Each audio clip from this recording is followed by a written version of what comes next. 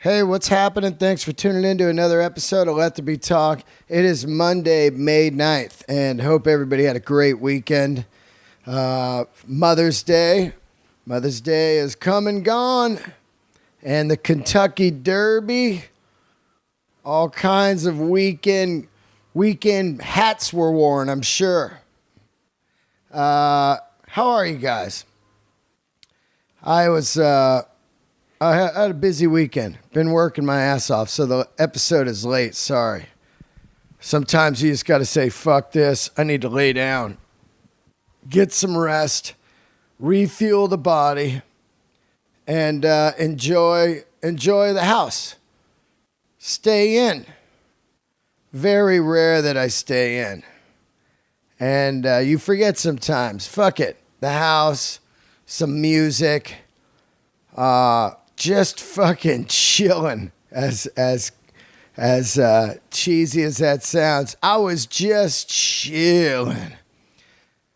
I wasn't chilling all weekend, man. I did let's see, what did I do? I did a couple shows Friday night, 4 shows Saturday night, 2 at the Comedy Magic, 1 at the store, 1 at the Laugh Factory. And then last night, 2 at the store. So I've been working my head off. And thank you, Comedy Store, Comedy Magic, Laugh Factory. Excellent weekend. Got to hang with some really cool friends. That's what I think really that I find the most enjoyable about doing comedy. It's just going down. It reminds me of, I remember I hated fucking school, but I loved going to see friends. And this reminds me of the same thing. I just love going to the Comedy Store and just seeing my friends. Every night they're going to be in there. It's like that dumb thing, Cheers, where everybody knows your name. It's just fucking... a warm feeling, you know? My mom lives far away. Yesterday was Mother's Day. I went to the store. There's my family, chilling. Marin's there, seeing Ian. Eric Griffin, he's going to be clowning on my hairdo or my something. Eric Griffin will come out. He'll say like, oh, what's with your forehead? Shit like that, and I'll just love it. And I get on stage and just fucking, oh man, nothing better. One of the cool things about the store is you meet people and immediately you realize, oh, well, this guy's going to be in my life that I wouldn't have met if I wasn't a comedian. And my guest today, Carl LaBove, is one of those men. I didn't meet him until maybe, about 3 months ago. He started coming back around the store. I don't know where he was. I wasn't going to ask him, like, well, where you been? What you been doing? None of my business. Didn't know the guy. Just enjoying conversations about rock and roll with him. And quickly realized this was the man who was Sam Kinison's best friend. They started together, and I started putting it all together like, oh, yeah, this is Carl. And, I remember Marin saying many times, Carl is amazing, super funny, make sure you see him. And boom, there he was, back at the store, and we started hanging. I don't know much about him. You don't want to be that guy in the hall like, hey, so what about this or that or this? You just let it come out. So he came over yesterday, Mother's Day, sat down, 2-3 hours, shot the shit here at the house, and this guy's story blew my mind. And there's always episodes that as I'm recording him, I'm like, I can't believe how great this is. And this is definitely one of those episodes. This man is honest. He's a survivor. He's an outlaw, a Texas outlaw. A fucking hard worker, a Momenteer, he calls himself. I call him a friend. And fucking what a great man.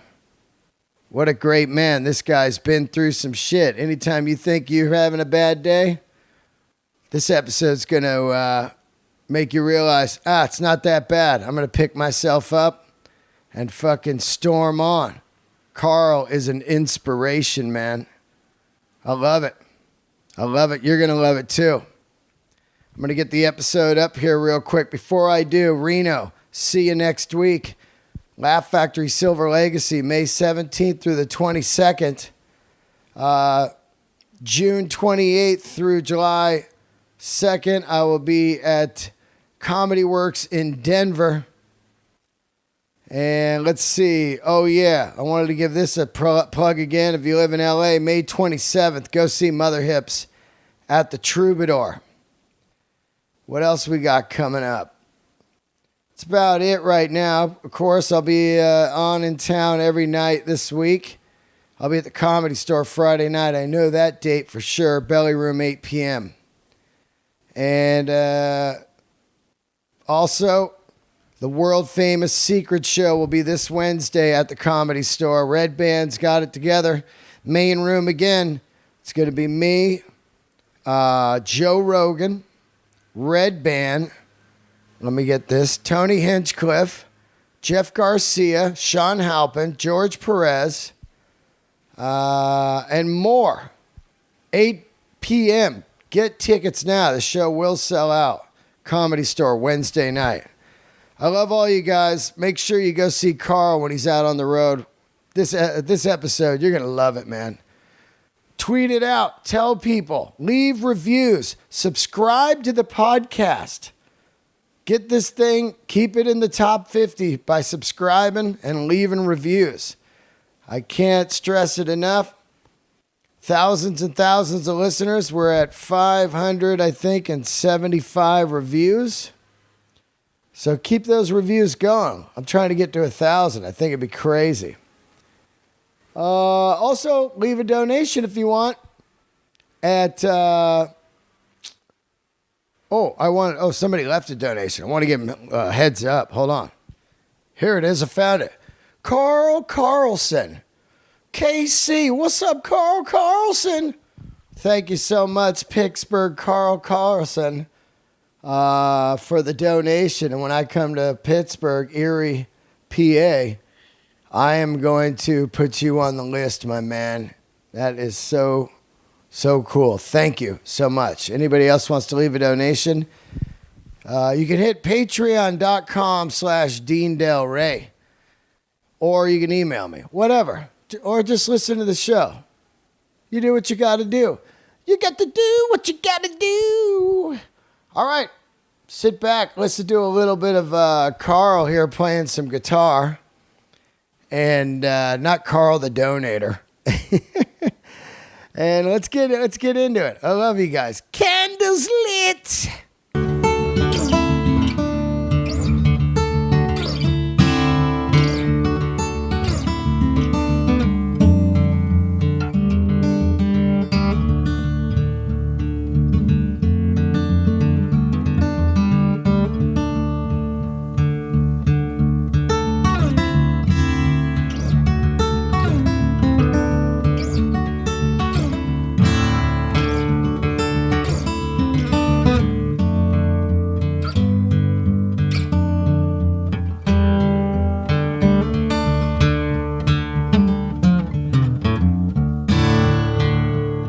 Yeah, right on, man. That's good shit, dude.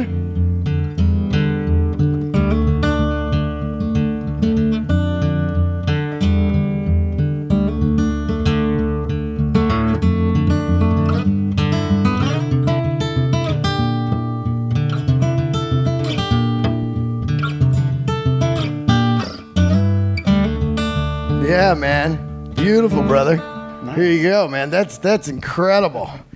You want to put your guitar down? Yeah, I love it. What year is that? This is a 1953. Yep. J45, and the most phenomenal story. Oh, yeah? Of how I got it. Let's hear it. All right. So you know how we go to do our gigs, and sometimes they're not the big gig. It's a small gig. Yeah. And you look at it like, this will be a great spot, 100 seats. Yeah. in Fort Myers. It'd be a great spot to work out all the new material that I don't have the balls What year are we to talking? do. We're talking November. Oh, just recently. Just recently. Oh, wow. Introduce yourself, too, while we're here. Yeah, it's this Carl LaBove. Yeah. Hanging out with my new bud. Yeah. Who loves bikes and guitars, and I follow all your feeds, and I love it, man. So it's great to run into you at the store so many times and then share those quick little stories that we get to before we go Oh, it's on and incredible. play. So hit me with this. So I go to do this gig, and it's, I've been doing this 37 years, Yeah. and it goes by like 5. 37? Yeah, 37. Holy Yeah. shit. How old are you? I'm 57. 57. Yeah. Wow, I'm 50. Okay, gotcha. Yeah. Yeah, so you started at 44? Yeah. Unbelievable. Yeah, thank you, Unbelievable. man. Yeah, I love it. I love the story. And I just have a passion for it. I have a passion for music also. But I'm going to this gig, and I start coaching myself on the way there. Yeah. It was like the third low-end kind of gig in a row. Oh, wow. Where you start to go, So it's a little dark out on the road for yeah, a you. little dark, because you get tired of it. Of going home, then going right back out 2 days later. Yeah. Getting home for one day, going right back out. And yes, you're working, but there's just that thing where you have a bigger vision and you're trying to get to it. Totally. But the gigs at the time can depress you. I'm so can relate to that. Okay, so- because I played music forever. Yeah. And there's these ups and downs of music, and then you get into the comedy, and you can see how big it can get with Yeah. people around you, Sure. and you can see how low it can get too. Yeah. And I think the responsibility is to be just as powerful in the small gig as you are in the big gig, but keeping that spirit there. So anyway, I was coaching myself on the plane. I was like, you know what? This is a great opportunity to, again, exercise changing my life, starting inside first. Yeah. So I didn't look at the gig with despondency like I did the day before when I didn't want to go to it. Right. And so I said, this is going to be a great adventure. And I just started putting it out there and all that positive motivational stuff that we do to ourselves. I got picked up by a friend, drove down to another town. Another buddy picked me up from there because there was no flights in to where I was going in Fort Myers. It was like $900 to fly there. Yeah. So it was a 2-hour trip with 2 really good friends and great conversations.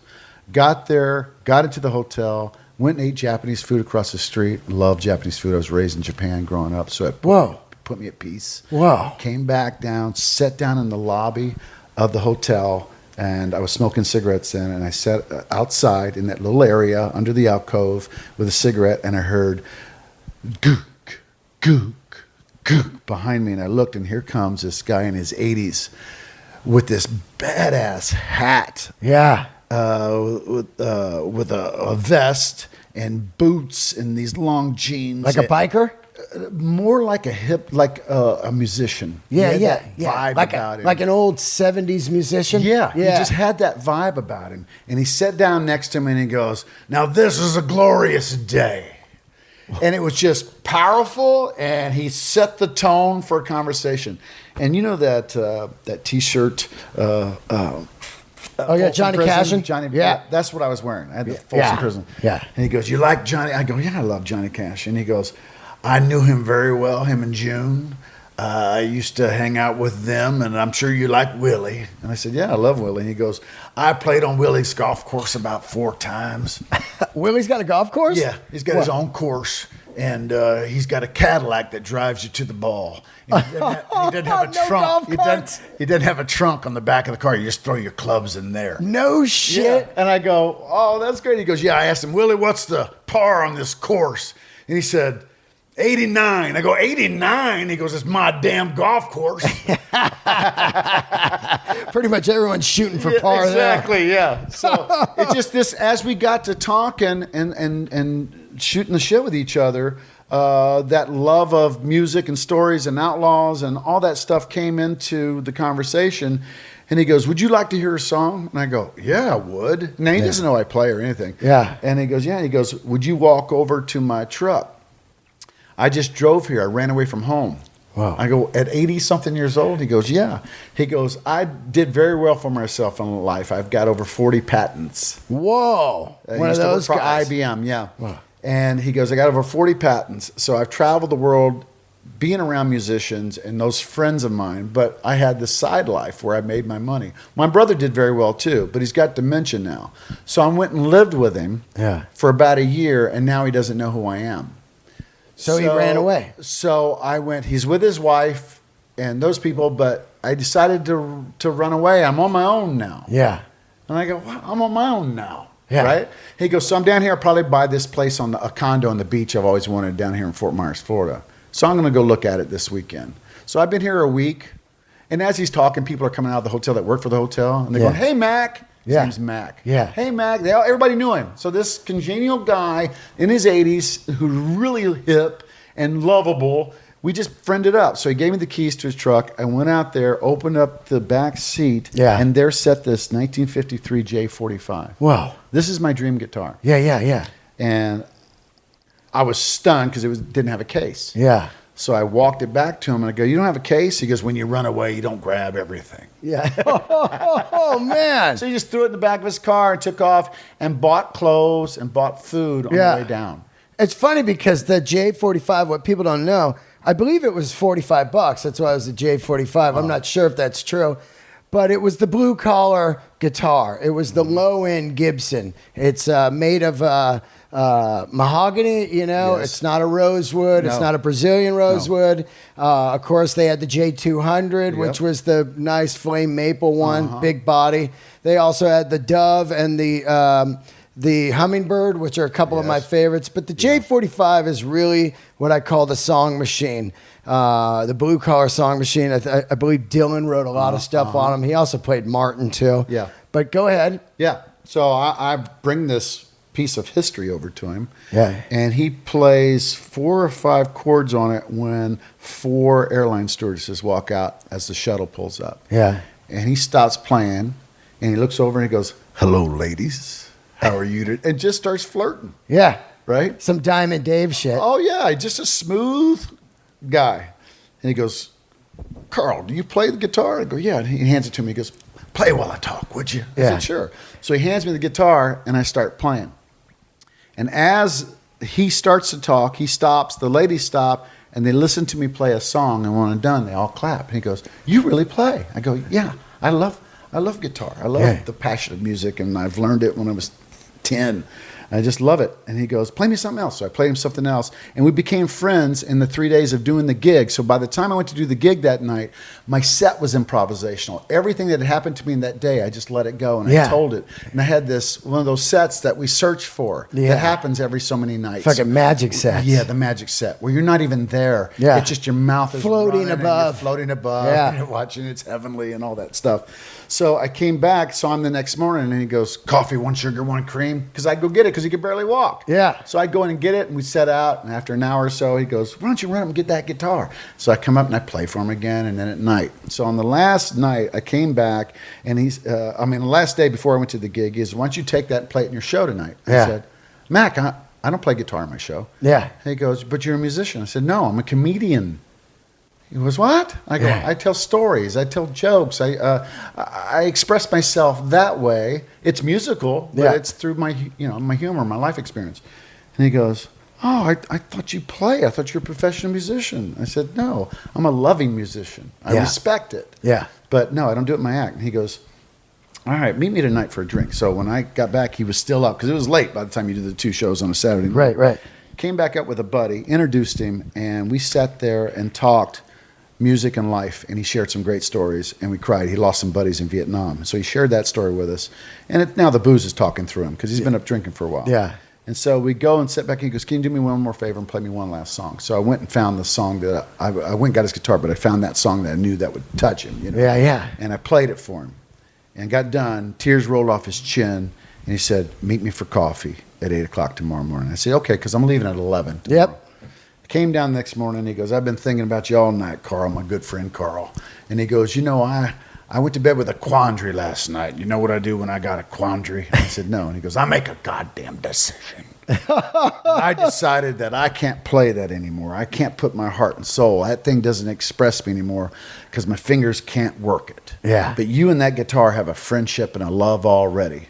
So I've decided to pass it on to you. Whoa. And you have this, and you share it with your friends, and you have it, because I know your life story. You've shared it with me too. So when you're alone and you feel like you're by yourself, you pull that guitar out and you play it. And then you two have camaraderie and fellowship together. And I went, Wow. You got to be kidding me. Yeah. He goes, no. So my buddy showed up at the same time, so I explained to him what was going on with this guy, Mac. And I go, Mac, how do I get a hold of you? How do I thank you? He goes, you won't be able to. Yeah. So take it. Move on in life. Wow. And so as we started to drive over, my window was down. I was waving to him. He goes, wait. What are you naming the guitar? Yeah. And I said, oh, that's easy. The name of the guitar is Mac. Yeah, absolutely. So I rolled off and went right to a Guitar Center 2 hours later when I got to Tampa and bought a nice case for it. And I don't know how many songs I've written on it and played. And every time I play it, I just think of this guy who gifted me something that changed my life. Dude, that's insane. Right? Right? I mean, like, you know, like here you're going to a gig. You're not even too fired up about it. You meet a guy by accident. He's not even going to your show or anything. No, didn't go to the show. Yeah. And then fucking he hands you your dream guitar. Oh, so here's how I tag it. Yeah. I go, by the way, let me show you one thing after I told him the name of the guitar. Yeah. So he walks over to me and I pull my sleeve up. Yeah. You got the headstock on your arm. Dope. What? So I found this guitar once and it was $7,000. Of course, Yeah. I couldn't afford it. Yeah. And so what I did is I took a picture of the headstock Uh-huh. and I had an artist do my first tattoo. So this was in my early 50s was my first tattoo. That's fucking, early 50s. You Yes. started getting tattooed. And then, because I wanted that. I wanted to have this guitar in That's my life. sick. It So I looks put- great. Right? Who did then it? my brother, this is a guy out of Des Moines. Uh-huh. Who I've forgotten his name by now, but Yeah. he was doing really well there, and it was in some of the magazines, the Yeah, tattoo yeah. magazine. Now my brother has his own shop, so he ended up doing this, putting the neck on it, building the things that are important to me. Yeah. Yeah. So this is all my brother's work. Wow, your brother's good. He's phenomenal. Wow. And he's been an artist How his old is whole he? life. My brother's 55. Now, you know, tattoos, there's so much I want to talk to you Yeah.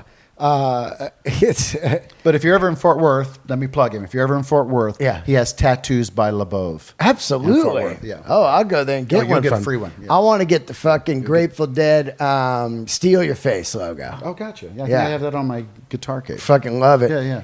How did you? Now we're gonna get into all your life because it's so amazing. But just one question because I don't want to jump around too much because. How did you skip tattoos in the 80s? Because you were around in the 80s and everyone was getting tattooed, the Guns N' Roses, Motley Crue Yes. era. How did you skip that? I think because No comedians had tattoos? No, it wasn't that at all. Right. It was just the fact that I think we all wore long sleeves, Mm-hmm. and I never thought of it.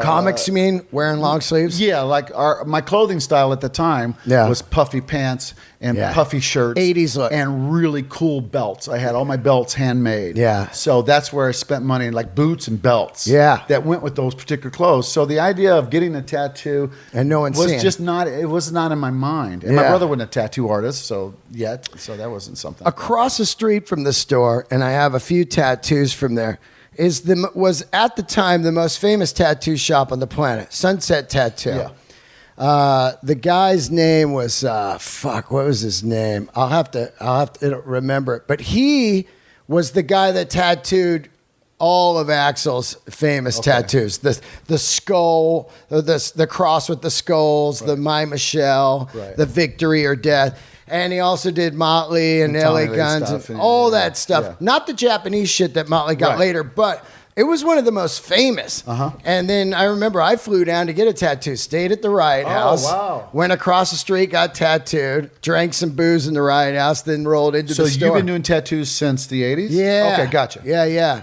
I got my first one in the 80s. God, I wish the guy's name, I know it too, like inside of my head. Anyway, now, also, you mentioned in this story that you grew up in Japan. Yeah. Is that where are you from? And Fort Worth, Texas. okay, you're from Fort Worth, Texas. Right. You grew up there until what age? Well, I was there for 3 years, then I moved to Guam. My dad was in the Air Force. Okay, there So you I was go. born on an Air Force base, Carswell Air Force Base. Uh-huh. And then we moved to Guam. We were there for 2 years. The island was destroyed by Typhoon Karen that came through in the early 60s. And we went to the other side of the island, and I woke up in the family's friend's house that we got to stay in during the storm, and there was 2 feet of water in the house. Wow. And that side of the island didn't even get destroyed. It was the base. So Wow. when we went back, there was only one wall left with my mom's frying iron clock that was still left on the wall. Really? But all the houses, because it was all Quonset huts. Yeah. So it's these shotgun housing, but it was all Quonset. They were all gone. Half the base was gone, and every tree was snapped in half. Yeah. And so they moved us back to Fort Worth for a couple of years. Then Dad got stationed in Vietnam. I went to Morgan City, Louisiana for 3 years. Yeah. And my dad came back, and then we went to Japan. Yeah. Then we ended up in California, Vandenberg Air Force Base, just north of Santa Barbara. And that's where I got to go through high school. In Santa Barbara? An hour north. Oh, gotcha. Lompoc, California. Oh, yeah. Vandenberg. Yep. Wow, that's insane. Whenever I think of Army brats and all that, I think of Richard Gere growing up in Asia or whatever, becoming a black belt, Right. beating asses. That's right. Fuck, I love took that. judo, all the whole time I was in Japan. That's a great film, huh? Oh, yeah. Officer and a Gentleman. Oh, yeah. Still. Yeah. Oh, Yeah. still. He is underrated back then. American Gigolo. American Gigolo was shot differently. Yeah. And it was the first time we seen a movie about a dude that was a prostitute. Yeah. And that lifestyle he had and the clothes, laying out the clothes. I laid out my clothes for a while. I really wanted to be like him. It was so weird to think. He had the 450 SL. Yeah. He's rolling out to Palm yeah. Springs to do a trick. You know, he's got the Doing clothes. his cuffs Yeah. before he went out. Yeah, Just yeah. looking at the mirror, one shot. Yeah, I'm good. I learned You know? everything Yeah, yeah. about fucking style from that thing, you know? That was a great film. And also, if you see Drive now, they really ripped off all that, the music and the vibe of it, you know? It's heavy gigolo. Yeah. So you graduate out and do you graduate? Yeah, I graduated high school. And at what year did you graduate? I graduated 76. 76. Are you going to concerts and shit at the time? Who are you seeing? Anyone? I'm not. I'm not going to concerts yet. Because that's a big era. You got Zeppelin, you got Boston, Well, you got I had the a Eagles. band in Japan. Oh, really? I started a band when I was from 11 to almost 14. I had a band In Japan? in Japan With other Army brats? 2 other brats. Yeah. And Danny McFadden was a drummer who his dad was an officer, and we buddied up at school. And I did a talent contest with my guitar and played a song, and then that's how we met because he wanted to talk to me, you know. Because then he realized I played. Yeah. So he just played drums by himself. I just played guitar by myself. Yeah. And then You remember what guitar you had back then? Yeah, I had a 12-string Yamaki. Wow. 'Cause it took me- 12-string. 12-string Yamaki. Straight on a dark desert highway. Yeah, I love the full sound because it sounded like 2 guitars to Yeah. me. So I had learned on a cheap guitar, but within a year I knew how to play it. And my dad had bought me that one. And then I mowed grass, babysat, and washed cars. In Japan? Yeah. Wow. My neighborhood, because it's an Air Force base. Right. So you can walk off the base, but on the base, that's what I did, my whole area. So I became the babysitter. Every night I had some kind of job to do, washing a car. And I saved up all my money, and I think it cost me $160, $70, which is a lot of money. But the Japanese yen was low then. So the American dollar went so far. Yeah. So it might have been a $400, $500, $600 acoustic. Yep. But it was, much cheaper. But for an 11-year-old, I worked my ass off and got it. Who's driving you to play music at the time? What's getting you into music? Is it your dad? Is he playing like my dad loves music, but it was one night listening to the radio and hearing Cat Stevens. Oh yeah. What a record, huh? Yeah. And That fucking record. And hearing the way, I just got the way he expressed himself. It meant something to me. Revolution, when the Beatles, when they did, I'd never heard dirty guitar like that before. Yeah. 1970, my gift from my father, which I almost cried when I got, was the James Gang. Oh. Walk Away. Oh, I got that record right now. I love him, and I've got to play with him later on. Yeah. I opened up for him, man. oh, my Fuck yeah, God. dude. What a great guy. Yep. I just saw him 2 weeks ago. Backstage at Coachella. He's I walk in backstage. He's walking out. I go, whoa, Joe Walsh. Oh. I go, this is going to be a great day. Right. And he's like, hey, he shook my hand and was leaving. He had jammed with some band there. But man. One of the best personalities. A guy that learned how, when he was with James Gang, God, in order to make this a full sound, I've got to play rhythm and I've got to do leads and sing. Yeah. So it's 3 things at once that this guy really perfected. and of course got picked up because Dude, the of it, fucking record with him on the motorcycle on the cover. Yeah. I got it. I play it here all the time. That fucking record, you know, everybody. Great collection, by the way. Oh, thank you. You gotta see them, and we'll go through them. But sure. Funk 49, everybody talks about it. And I think that's like a hacky thing of like, oh yeah, Joe Walsh at Funk 49. But dude, he's way deeper than that shit, man. You know? I love him, Free, and the Faces. Yeah. I think those three, you know, James Gang, Free, and the Faces are so underrated. Right. You know, they're all the ones behind the biggies of like the Stones, you know, and Zeppelin, but you know, the precursor to these guys are all these other, you know, great things, man. And Neil Young too. Oh, because that was when I was at that age where FM was just coming in. Yeah. So AM was the only thing rolling, and then you just heard what they wanted you to hear. That's right. And it was corporate, and then all of a sudden FM started coming in over United Air Force Radio and the stations, and then the Japanese started picking up on it, and all of a sudden it exposed me to the Crosby, Stills, Nash & Young, but then especially the Neil Young and the early stuff he was doing. Yeah, On the Beach. Stephen Stills and all of that stuff he was doing. And it just, it opened me up to like, I really want to do that. I want to express myself that way. I feel that. I felt it in my chest when I listened to it. So I told my dad, and he went and, you know, worked harder and got me my first guitar to see if I liked it. Yeah. I played it for about a week, and then I couldn't handle it on my fingers anymore. It took a month off, and they were calloused when I picked it up again. Yeah. So I got through that. And then I bought every book I could at the Japanese guitar shop. Yeah. So, and that's where I made friends with these Japanese kids that couldn't speak English. Yeah. So I would talk to them. Music is the language. And music in this language. Yeah. I absolutely love Japan. My whole life I dreamed of going. And then I got to go, this is in 2000, I think 4 or 6, somewhere around there. I think Japan is one of the coolest places on the planet because they still have passion, you know? And we're talking about, I think what really ruined passion, and I had this conversation yesterday, when you and I were growing up, our eyes were open and our ears were open, and we stepped out the front door, and that was our internet. Yeah. The fucking world was our internet, and we didn't just press buttons to go to another page. Right. We got on planes and cars and fucking motorcycles and lived that. Grew from interaction. Yeah, and that's why I think that we're the last generation to have passion, because now it's hard to be passionate about something that comes so easy with a click. Like, oh, I saw India today online, you know, whatever. Also, it could be every other generation too. Yeah.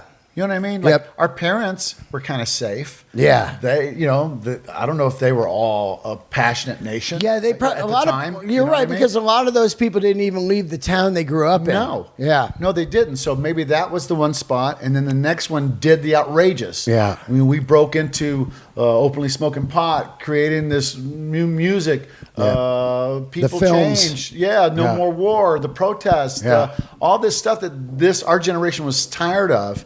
And then the next one maybe is the internet and the focus on the phone. And inside the house. Bad people skills. Yeah, bad people skills. And getting hit when you stepped off the roof. Right. Attention, Not fucking looking. Right. So maybe it's every other one. Yeah, I don't know where it goes from technology takeover, but I know that Japan, as my point of this is, as technology, as tech savvy as they are, they have mad passion. And like they love rock. Yes. And they love like guitars, and they love motorcycles, and they love like if they love something, you'll go into the shop and it'll be like form a group. Yep. They'll all get together on weekends and do it. Yeah. They'll have the look. They're a really tight society. Yeah. And they're raised well, and the kids are great, and the parents are great. Yeah. My friends were Japanese growing up, so they had to be home by a certain time after school so that mom could give them judo lessons. Yeah. Or right. Dad Their mom could give them judo lessons. Yeah. You know what I mean? And then they could play for an hour. And they were polite to their parents. They were thoughtful of other people. Yeah. So it was like I was around that all the time, and I love the culture because it's thousands of years old, not like this part of the country. Right. It's thousands, and these people have that tradition: Boys' Day, Girls' Day, all these different things that you would celebrate. Yeah. Family. Yeah, family. You know? It was really, really phenomenal. Now you're over there. At what age do you leave Japan? Like junior high? When I left Japan, I started my freshman year. Freshman year. So I was 14. So that's kind of different, right? You're coming over here. Oh, I had really long hair. Yeah. I looked just like John Lennon. Really? Yeah. My dad, because my grades were good and because I took care of most of the kids in my neighborhood and babysat and all that stuff, my dad saw where my personality was, and I was the oldest. Yeah. So he said, I wanted to start my band, but I wanted long hair. Yeah. And no one had long hair. Yeah, we were talking about, was I talking to Because you? I'm an Air Force Base. Oh, I was talking to somebody about it last night at the Comedy Magic. When I was young, there were two things that were completely meant you were outside the world. One was long hair. At one point, you weren't allowed in Disneyland if you were a guy with long hair. Right. There were no long hairs. Mm-hmm. I remember I had to kind of like hide my hair, you know what I mean? No hippies, you know? Yeah. And I think the way they got away with it was, the rides. And it'd be like, there's girls here with long hair, you know, whatever.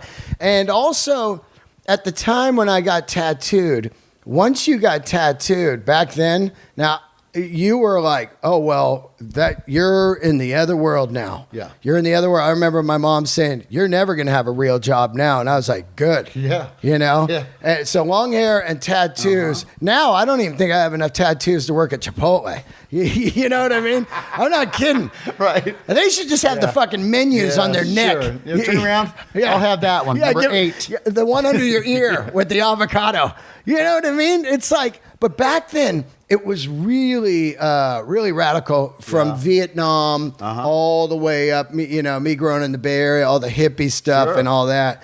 And it was so different, right? Yeah. Hippies at the time were starting to be treated like a minority also. Mm-hmm. Being beat down, shaken down by cops, arrested and everything for a different forward idea in life. Right. Which is really crazy to think, right? Yeah, oh yeah. People that the lazy kids, they look at the pot. Yeah. They're dangerous minds. Yeah. Just like we're looking at the computer kids now. Yeah. Like techies start getting beat down now. Here comes the techies. Right. You know what I mean? Yeah. I mean, you never know, man. Pretty soon, if you're like a solid techie, they just start, arresting you on thoughts of maybe you will hack. Damn computer nicks. Yeah, you might hack. You computer nicks. Yeah. Right? Yeah, computer nicks.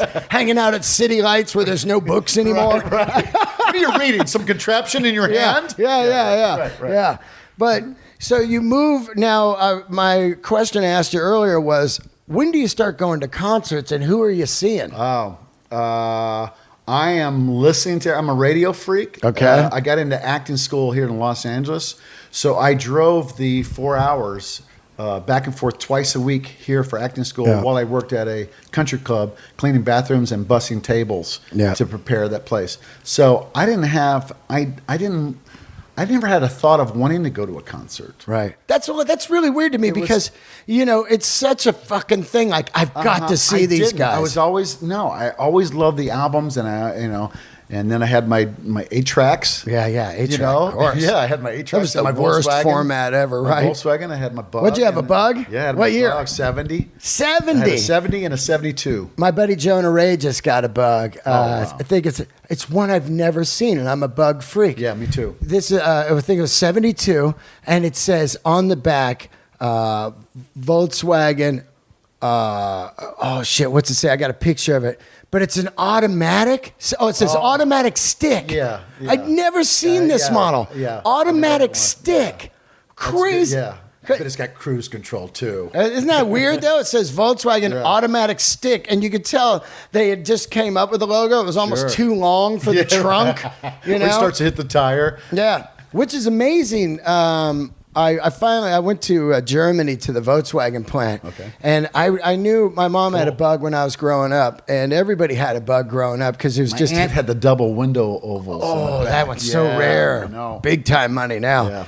But every one of those smell the same. Mm-hmm. Every one. And I asked the guy when I was in the plastic on the seats. Nope, it's the stuffing inside the seats. Oh, he said there's a hay in there. Yeah. And that all smells the same. Great. And every Bug I ever get, that's the smell. It's almost car. like it'd be a good cologne, right? Oh yeah. What are you wearing? VW Bug, right? Well, I took the back seat out of my Volkswagen and I put blue shag carpeting, and got these big pillows that had armrests on them. And I put this giant one in the back, and I was dating my girl Sherry through high school. Yeah. And we would go to the drive-in.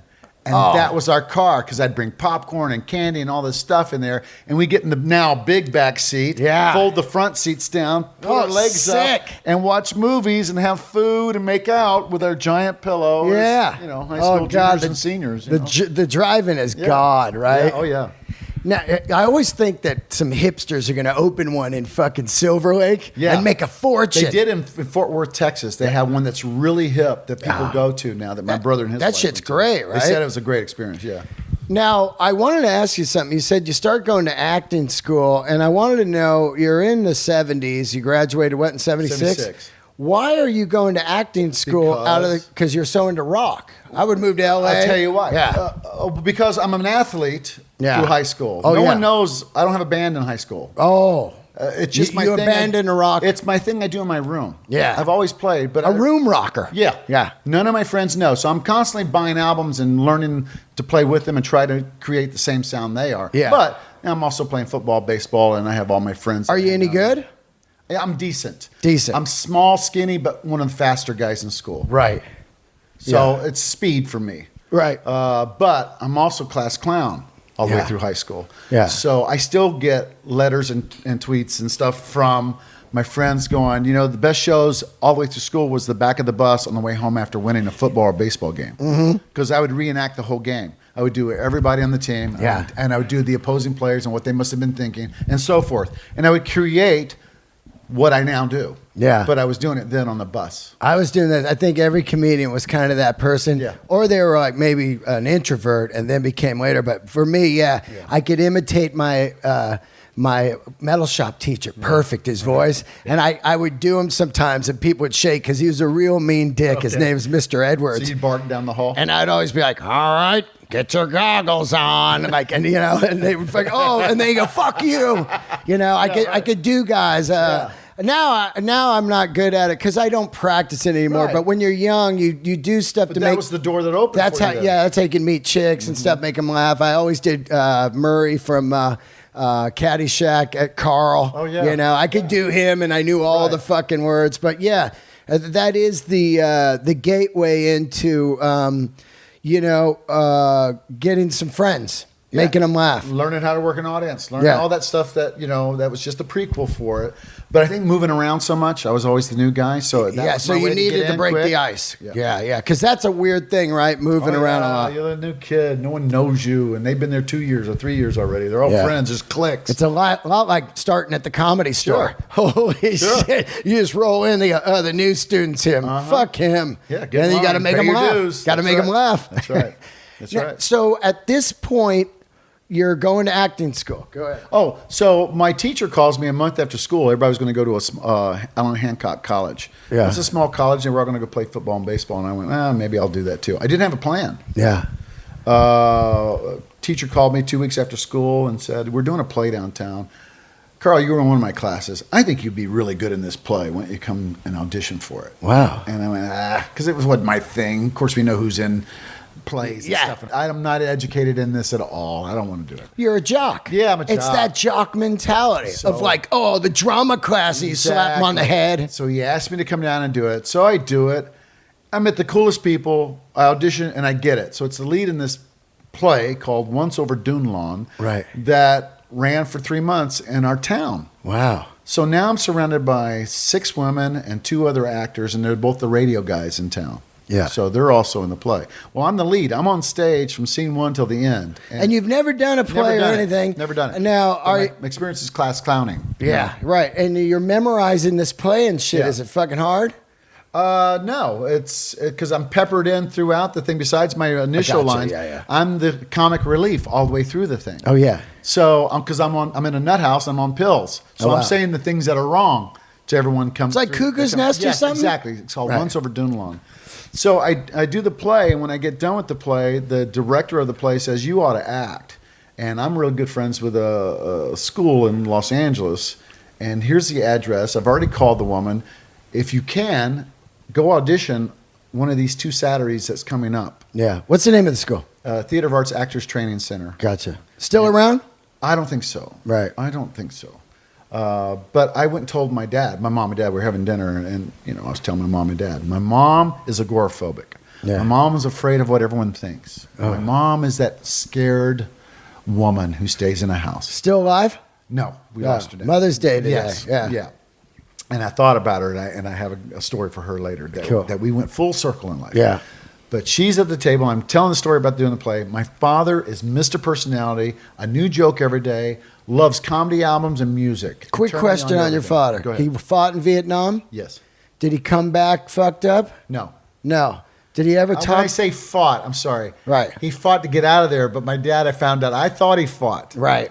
I thought he was in the war. So in those late 60s, when I was watching the napalming, and Yeah. I was watching the little girl run down the street screaming, burning to death, Yeah. and Archer, the My Lai massacre, Yeah. and all those things that were happening when I was little, and that was on the news, and there's only 4 channels.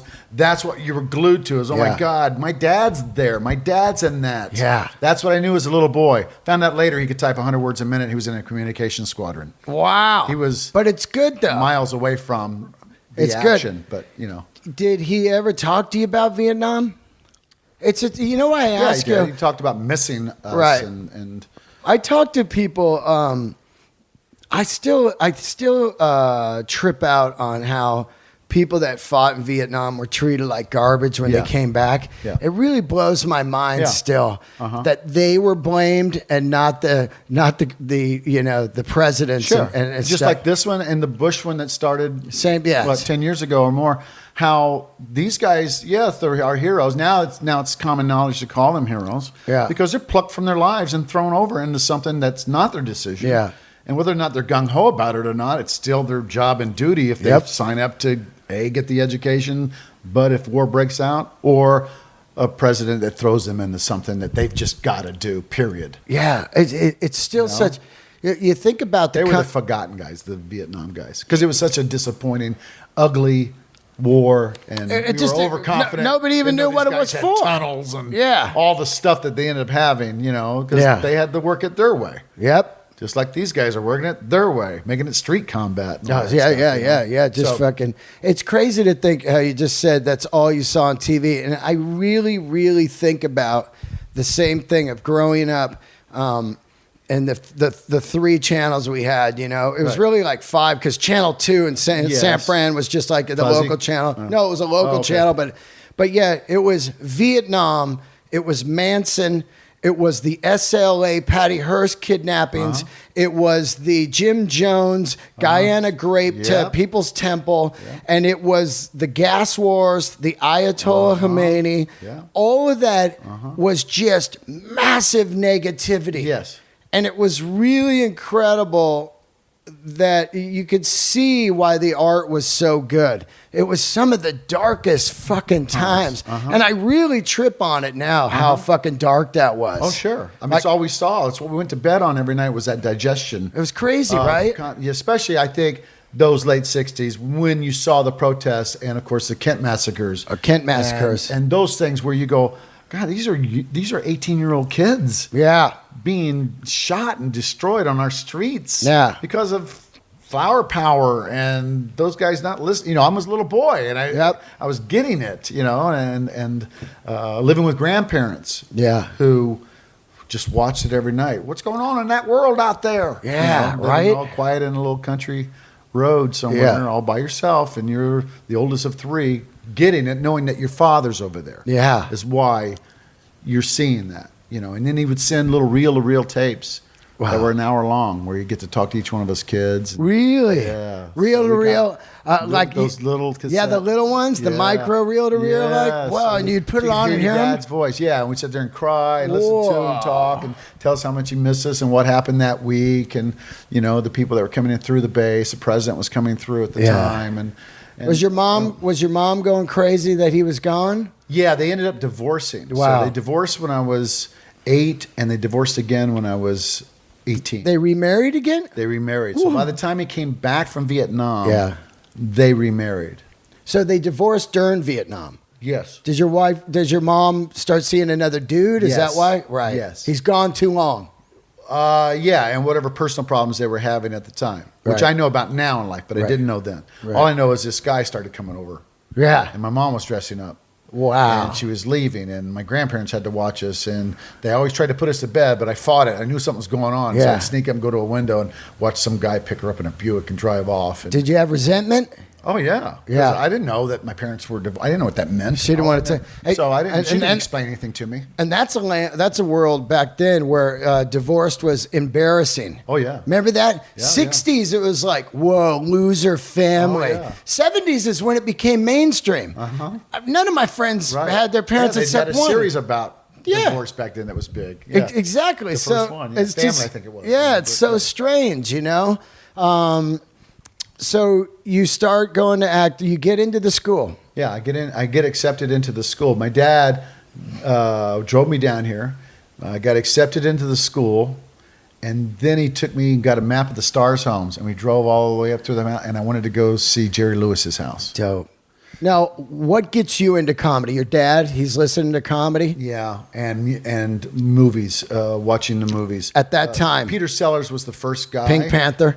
Yeah, that blew me away. Where I think it helped me because that was in Japan when I was in Japan, and movies were 15 cents or 25 cents then. Wow. So on the weekends, I'd go see the same movie 5 times in one day Yeah, because yeah. I was 4 miles away from it. Are you seeing Little Rascals also and Three anything- Stooges, yes, all that that's the shit? Remember that matinees come stuff? on Yeah. before. Yep. Exactly. But as a kid, you could spend all day because you're on a protected base. They weren't Yeah. people stealing children yet. Yeah, So, you know what I mean? right. Yeah. It wouldn't end. It wouldn't end. So, so I'd go to the movies, but Peter Sellers was the first guy that I loved him. And then I found Jerry Lewis and these other things that, I love physical comedy because my friends couldn't speak English. Yeah. So to be able to go and make them laugh. Seeing slapstick stuff. Yeah. Right. Yeah. So- What were those two guys, Laurel and Hardy? Yeah. They had those wacky movies like Laurel and Hardy Meet the Mummy. Yes, You know, right, that right. kind of Yeah, shit, right. Yeah. Whatever they could throw Yeah. them into. To be affected by that and then take that to school the next day Yeah. and carry it and then go home and have a dad who had a new joke and then found an album, the button down mind of I think and Curly had a styles. big effect on me. Is that whoop whoop? Yeah, I just love that physicalness of it. I couldn't believe how radical it was. Yeah. They're just beating each other's asses. From vaudeville? They had done that for Yeah, years they had that as a that tour. dude, that dude used to fucking have him. It was like Jimmy and my Three Stooges, Yeah. and he robbed them. Man, Yes, right. I got heavily into studying them Okay. later about what happened. When I first started stand up out here, I knew a guy that used to go visit Larry Fine. I Wow. can't remember who it was. Yeah. But one of the guys was in an old folks home, one of the Three Stooges, Larry Fine, the curly haired guy. Radical, man. Yeah, and Radical visit shit. him and And it's funny because I didn't know that Shemp was the original guy. Then he quits. Curly comes. they're all cousins. Yeah. And then they get the fake Curly Joe, and then I'm out. Yeah. Curly Joe was ropes. Well, he was almost Heavens and Murgatroyd. Yeah. He was just a little. Yeah. He was different for beatings. Totally. Yeah. He'd be like, liked him. oh, yeah, he liked him. Not supposed to like him. Yeah. He's like, more, Mo, more. Oh, my God. Yeah. So your dad takes you to see Jerry Lewis's house. Yeah, so I get up to Jerry Lewis's house and I walk up and I have the balls to ring the doorbell. Really? Yeah.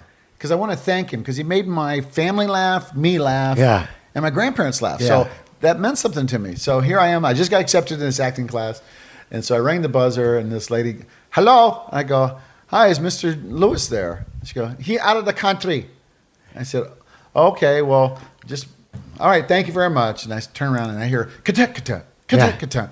And there's a noise on the side of the house. I looked over, and it's a spitting image of Jerry Lewis and a chef sitting on the step. Yeah. And it's just like one of his boys. Yeah. And they're playing handball against the wall while the chef smokes a cigarette with the outfit on, with the little hat. Yeah, the yeah, white, yeah. And I look over and I'm just staring at him going, that's Jerry Lewis's kid. And I could see the resemblance. Yeah. And he goes, can I help you? And I go, oh, I'm sorry. I just wanted to tell you that I'm a big fan of your father's, and today's a big day for me, and I wanted to come up here, find the house, and thank him for being such a positive influence in my life. Right. And my dad thanks him too. And he goes, great, fuck off. Whoa. So I turn around, I walk to the car, Yeah. I get in my dad's car, and my dad goes, what'd he say? Because he saw it. He goes, what'd he say? He goes, He said, fuck off. He goes, well, then let's fuck off, Carl. Oh. With a big smile on his face. We turned the car and we drove off, and he just started singing some song to me. Such and a made it Hollywood fun. kid, Yeah, right? let's fuck off then. Yeah, you know, yeah. Like, it didn't make it serious at Yeah. all. He knew the balls of me going up and doing something stupid Totally, like that. totally. So that was how I got in. So I did that for 3 years.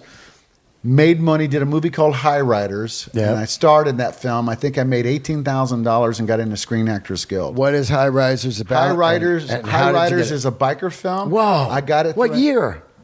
This was 77 into 78. So I turned 19 on the set. Uh-huh.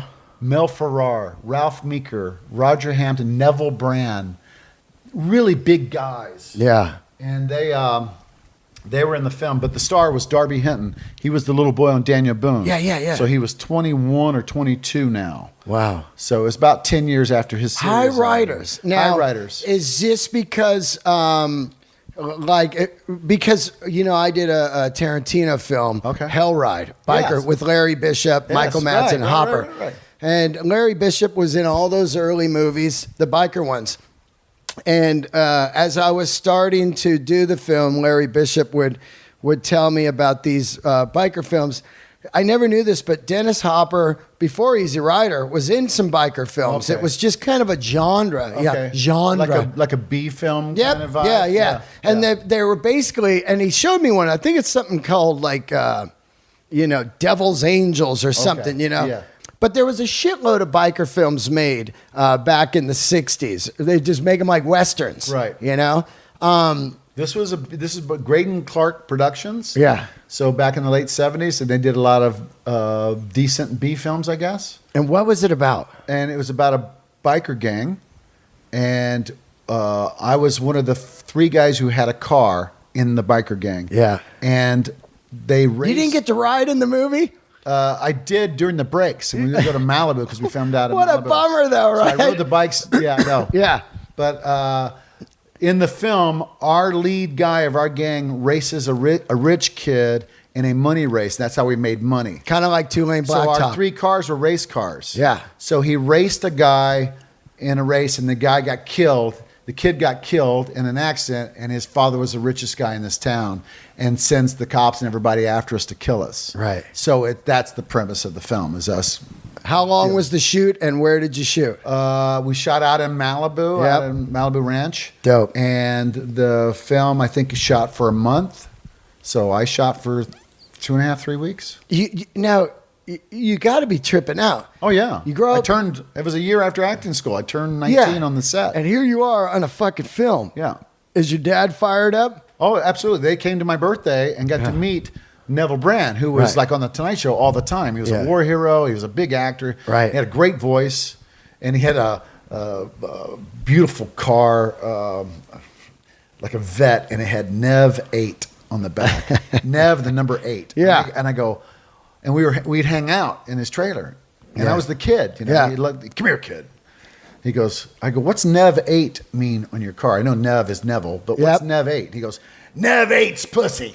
Oh. I ate it all the time. like what? What are you talking- No way. Yeah. No way. It made no sense. Oh, That my was- God. yeah. Nev Eight's pussy. Unbelievable. Yeah, but just a tough. That's some bastard. old Hollywood Oh, guys, yeah. right? Oh yeah. Yeah. Yeah, so that's how I got into Screen Actors Guild, made money, took it back to my father and surprised him one weekend and said, what do you owe? And he owed about $8,000 in debt. Yeah. And I paid off all of his debt, and he wanted to move to Texas. I moved to Texas with him to help him get started, worked at a gas station during the 79 gas crunch. Oh, yeah. Gas When wars, there was odd and lines, even plates. Odd and even plates. And Oh. my dad was such a nice little meek guy. Yeah. And I went to work with him in the morning to protect him because I knew how to handle a bat, and I would kick ass if you attacked my father. Yeah. And they would. Yeah. So I'd bring the bat out. There'd be that big scene. Yeah. Cops would show up, and then we'd shut the station. There's just no more fucking gas. And Yeah. there's still 2 miles of people waiting. So it was really volatile and violent at that time. It was and what my because dad people did. needed to get to Sure, fucking work, man. and It they was- were all. I had a song world was called. falling, I had a song, and the chorus was "Life was such a breeze in the '70s," but it's really I show in the verses how it wasn't. And one of the verses was they had the gas wars. No, they kept score of the gas wars by the odd and even plates. We keep ourselves real busy talking about Watergate. Yeah, right. You know what I mean? Yes, it was this whole exactly. 70s song. But yeah, man, 70s is just crazy. Yeah. So you do a film. So in that, my dad says, one day we're sitting around talking after we shut the pumps down. Yeah. And he hands me a newspaper. He goes, look what I just saw. New comedy club was opening up in Houston, Texas. Oh, If yeah. you'd like to try it, bring in 3 to 5 minutes and do it on this particular night. Yeah. He goes, Carl, really, you got a knack for this. I think you ought to try it. So I worked on 3 or 5 minutes for the next week, what I thought was funny. Yeah. And I went up to Houston, which was an hour and a half away or so from Galveston, where I was at. Yep. And I tried it for the first time and fell in love with the moment of stand-up. Let's back it up for 1 second. You make a film. Yeah. You're on your way. I mean, in most people's 19-year-old minds, Right. which I meet all the time here. Yes. I've met guys on sets. I've met guys that get stuff real quick, Right. and they fucking just eat dicks after because they think it's going to be like that forever, super easy. But my point is, how did that not grab your mind? And because you moved to Texas now, instead of going, "Hey, Dad, you're on your own. Here's $8,000. Pay your bills off. I'm staying here. Right. I'm big shot now." Well, I tag everything on Twitter with Momenteer. Mm-hmm. And it's something that I've looked at myself as a life adventurer. Yeah. And I'm not married to the fact that, yes, I did a movie, but God, it was a B movie. I'm not going to be, I knew I wasn't good enough for the levels. It would have been great to do a bunch of movies, small roles like we do as comics to learn our craft Right. and get better. But it wasn't that I quit either. It's just, I did the movie, I made the money. I blessed my father for blessing me. He Right. worked 2 jobs while I went to acting school and all this other stuff and gave me a great life. Oh. And protected me from my mom and all this other stuff that he did growing up because Yeah. of his attitude and his positive attitude and the way he treated people. That's awesome. So I made sure that he was taken care of. And then he just needed some help moving. Yeah. So I went, but once I realized his dream wasn't going to work out, I stayed a little longer than Right. I had planned. I was still coming back to LA. Yeah. It's just I stayed. But Yeah. then he felt bad. But then he saw the Comedy club and just all he did was offer me a look-see. Go look at this. He probably knew that your mind's was an artist starving mind. yes, yeah, exactly. And you're like, I need an At outlet. least go look at it. So Yeah. I went up and did it. Yeah. Let's talk fell in about. love. What was the name of the club? Do you remember? Comedy Workshop. Okay, that's the famous place, right? Yeah. Now, when you walk in, do you remember the 3 minutes? No, I don't remember the set. I remember a couple of the bits, and they're Yeah. horrible. Well, yeah. What were they? One of them was How about these gas wars, huh, guys? no. It was if electricity would have been in the time of Zorro, and then I go, "En garde, monsieur." Oh yes, watch this, my friends. And I chase myself around this, Yeah. It's not that at all. It was horrible because Yeah. I didn't know it was, about truth yet. All I Yeah. knew was performance. But I was really confident because I came from an acting training. Yep. And I just presented myself to where all that I did flowed and the 5 minutes worked. But when I got off, I realized that 5 minutes wasn't what it was about. It was about that connection I had with that audience. There was people in there at that I time, did my right? own movie.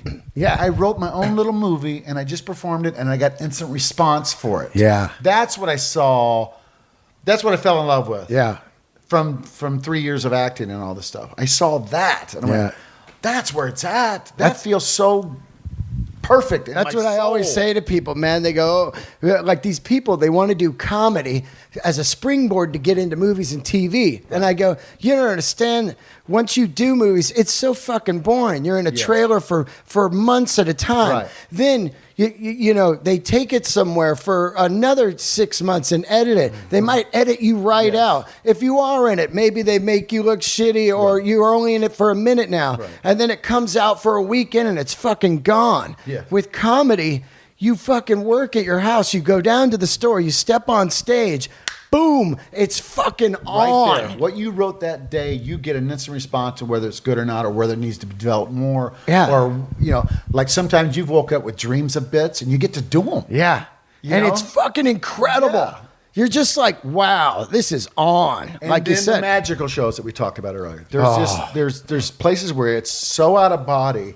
There's no age in it. There's no pain. There's no loss from your life. There's nothing but that hour that you were there connecting with them, and it's so human to human, and it's so honest and real, it's so authentic, and it's your sensibilities and your sense of humor, and they know you, they get you, they feel you, and there's just a marriage.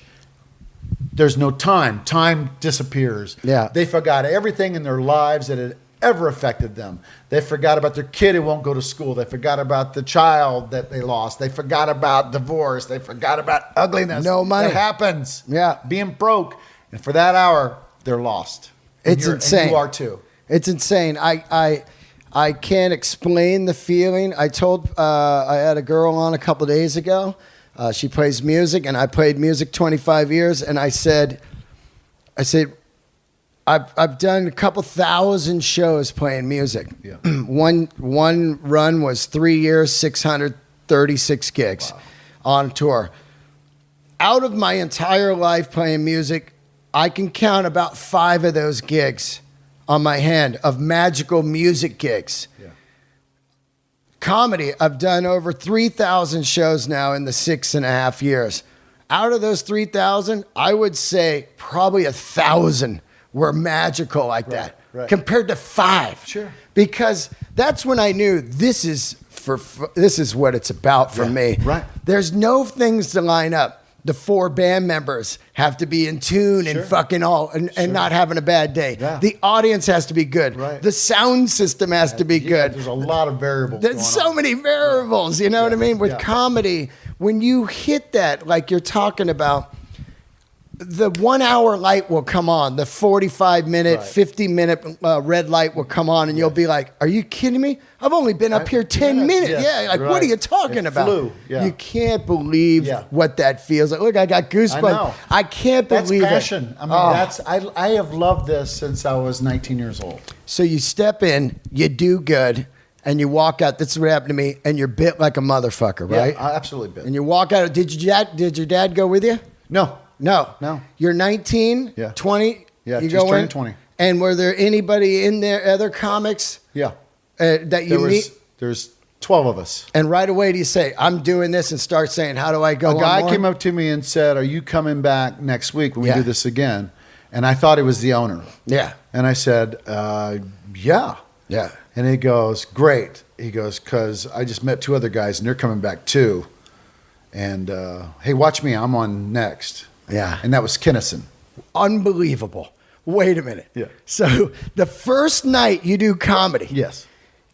A guy comes up, says, hey. Really enjoyed what you did. Are you performing next week? Because he's in a suit. Yeah, that's right. Early Sam. Yeah. When he goes on, is he brand new also at that time? His first time. It's his first time, too. Everyone's first time. Get the fuck out of It's here. everyone's first time. You and Sam go on the first night together. Fred Greenlee, who toured for 20-something years. Yeah. He was on. Bob, Steve Epstein. Yeah. Who did it for many, many years. McGrew. Yeah. Steve McGrew. Yep. Steve McGrew. For the first time. Wow. Bill Hicks. Bill Hicks that night too? Yeah. No fucking way. There was no club in Texas. Wow. All of us met at that club no the first night. Fucking way. Yes. I mean, we're talking about like 2 of my favorite guys. Yeah, sure. Bill Hicks and Kinison, you know. And for me, we're talking about 6 or 7 or 8 of my favorite guys. Unbelievable. You know what I mean? So when Sam goes on, what material is he doing? Do you remember? Yeah, I do remember 2 of the bits because they made me laugh so hard. His impression of Jesus in a hurry. Jesus in a hurry. He goes, I don't do impression. I'm not good at it, but this one's called Jesus in a hurry. Yeah, you're healed. Yeah, you can see. Let's go. Let's go. Let's move it along. Yeah, you can walk. Come on, I got to be in Jerusalem in 2 hours. Let's move it. Quick hit and run. Yeah. Is that one? And I don't remember the other one. So that is the one that stuck out to me because I was raised the same way he was. Yeah. In churches. Yeah. I was in church 5 days a week. You were? Oh, yeah. My mom was very religious. Brutal. Absolutely. Brutal. Horrible. Yeah. So So he comes off. Yeah. So, well, it was no big deal. We met, we shook hands, because then we all went backstage and they invited us all back. Like everyone did good enough. They go, please, guys, we're going to be opening this comedy side of this room soon. Wow. And if you'd like to come back during the week and help us paint. And so we created an 80-seat room. Wow. In the front, comedy workshop. So it had two rooms, right? Yeah. Yeah. Wow. Yeah. So one was a performance room with this improv group that did plays. Yeah. That would last a year, and then they'd rewrite a new one and do another one. So they had a draw in a 200-something seat room, and then they had an 80-seat comedy club in the front in '79. So one of the first, cities to have their own little spot, like Boston did, and everybody else that we were learning about at the time. So now you're 2.5 hours away. Are you going there every week, just commuting, or what? Oh, so now that I know what I want to do, I go back home and I get a job at a steel mill because I'm out of money now. My cousin sets me up. He's my age. He sets me up with a job. I get a job at a steel mill. Steel mill. My job is to pour and make streets, pour wet cement, rake it in. So I'm a roustabout. I've got a rake in my hand, high boots, and all I do all day is rake wet cement into rebarb squares. Right. And then they level that out. I see those guys, Yeah. Then that makes streets. And my dream and what I eventually did was within 2 months, I bought a station wagon. Yep. Put curtains in the back of it. Yeah. Bought a futon, put a futon in the back, and with my guitar that I had then, I drove to Houston and I lived on the streets for a little over 2 months before I moved in with somebody. No shit. So I played near Rice University and I bussed. So I sat out on the streets and I played guitar and I made money with my guitar case open. Yeah. Because I was their age. Yeah. And so I never got pushed out because the security of the school assumed I was a student. Yeah. Because I was their age. Yep. So you got long hair at the time? No, I don't. Yeah. No. And I'm very normal looking. So I play my guitar. I make my $20 to $30 a day by being there all day. And then I go eat at Denny's. And then I go in their bathroom with a wet rag and I clean up. Yeah. I do that little bath, change my shirt, and I get in the car and I drive over to the comedy club and get to perform 6 to 7 nights a week. Whoa. Because there's only 12 comics. Wow. So we all have to do 15 minutes. Wow. So we go from doing 5 to audition to now the club's open and we've got to do 15 minutes. So we were all supportive of each other because we didn't want someone to bomb. If they got off early, it screwed the rest of us because you wanted to go to a certain time so the club could make booze money so they'll stay open. Are they paying you to do the spots? Not yet. We haven't got to the... Because you haven't developed who's who yet, who's good enough for a weekend. Yeah. That comes along a couple months later. So this is you, Kinison, Bill Hicks. Bob Barber, Riley Barber, who went on to write for many years on MTV and a bunch of other stuff. Fred Greenlee, and just a lot of guys that brought heart and soul to it, that were so supportive of each other. Yeah. So you never really bombed because when you started to have a bad set, someone ran up and did improv. On top of you, just to make it happen, and you knew it because these are your buddies. You hung out with them every night till 2 o'clock in the morning talking stand up. Yeah. So we started going to Chinese restaurants and little burger places, and and talking about our dreams. Now, once you're knee deep in, I really talk about some of the early comedy, of course, the Flip Wilson show. I absolutely love Geraldine, all that. Chico and the Man. Sanford and Son. Are Fox's albums I was raised on. Right, that's what I'm saying. With LaWanda Page. Do you engulf yourself and start listening to records and seeing comics? No, because I've done it my whole life. Yeah. So now I think Steve Martin is really hot. And Robin Williams is blown up with Mork and Mindy and all that stuff. But no, at that time, I think to find and realize that your voice will come through experience. Because to me, again, it was like music. Yeah.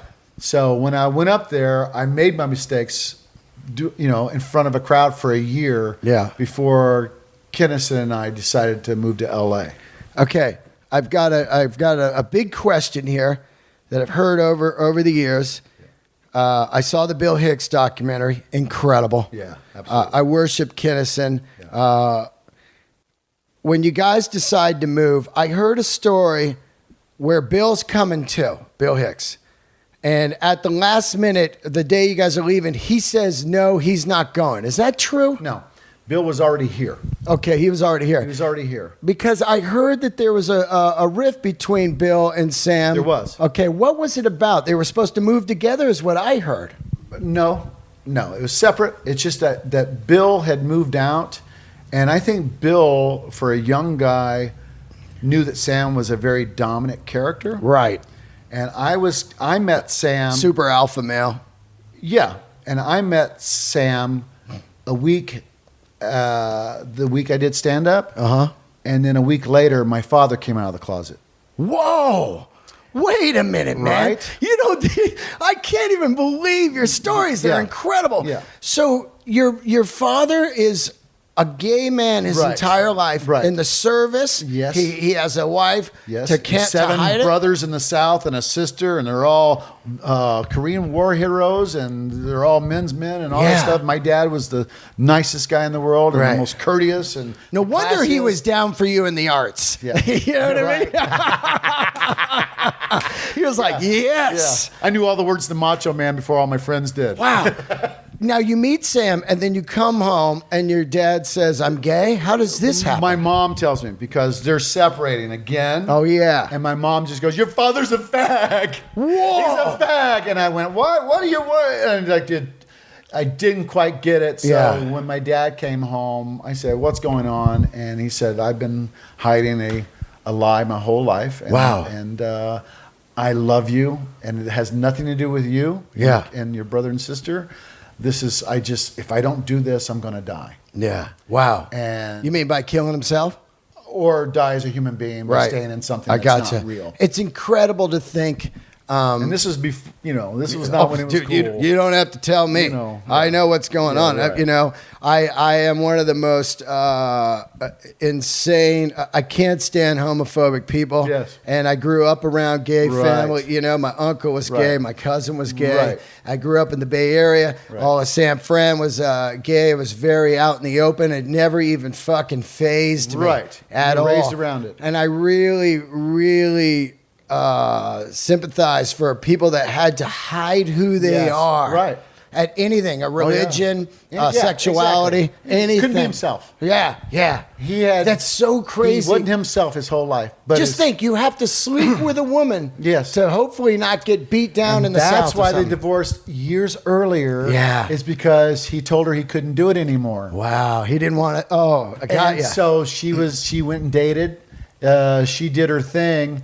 And had a breakdown. Yeah. And so I had to go to an insane asylum and visit her. Whoa. When my dad came back, she had 2 breakdowns growing up because she knew about my dad's secret. Yeah. That's why. This is incredible. She was closeted. That's why she had mental issues. Right. Because she was destroyed inside. Because they didn't talk about it. Wow. So I, as a kid, thought my mom was nuts and didn't love me. Yep. And your dad was gone. My dad was, yes.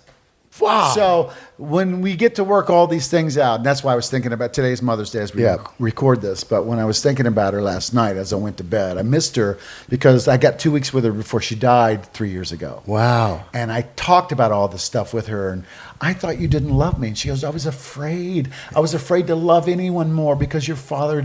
He had come out and destroyed all that, but I knew it when I married him. I knew it. Wow, she knew. Yeah, but my dad said I was nobody. I was ugly, and if I didn't marry John, then I would never marry anyone. Wow, this is so crazy. That old school. Yeah, that old 50s, man. Oh my God, 50s is brutal. They didn't talk to the kids. They just weren't honest with them and open. So anyway.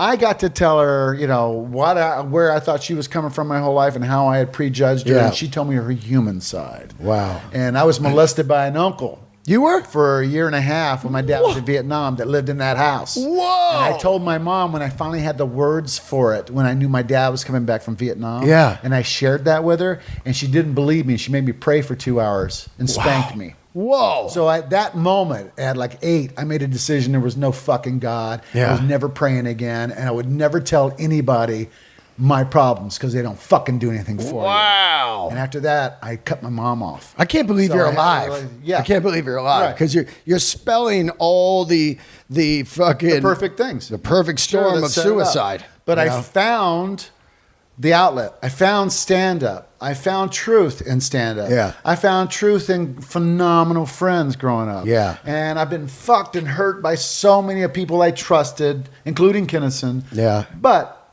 I learned to survive it because of my mom and the things that I got to see growing up, where I saw people go through worse than we did. Yeah. And it was just something where I went, I'm lucky. I've got the arts. I can talk about it on stage. God, that's crazy. I can let right? it go. I can get it out. That's just insane. That's what we do with our music and with our stand-up. Yeah. Survival. Yeah.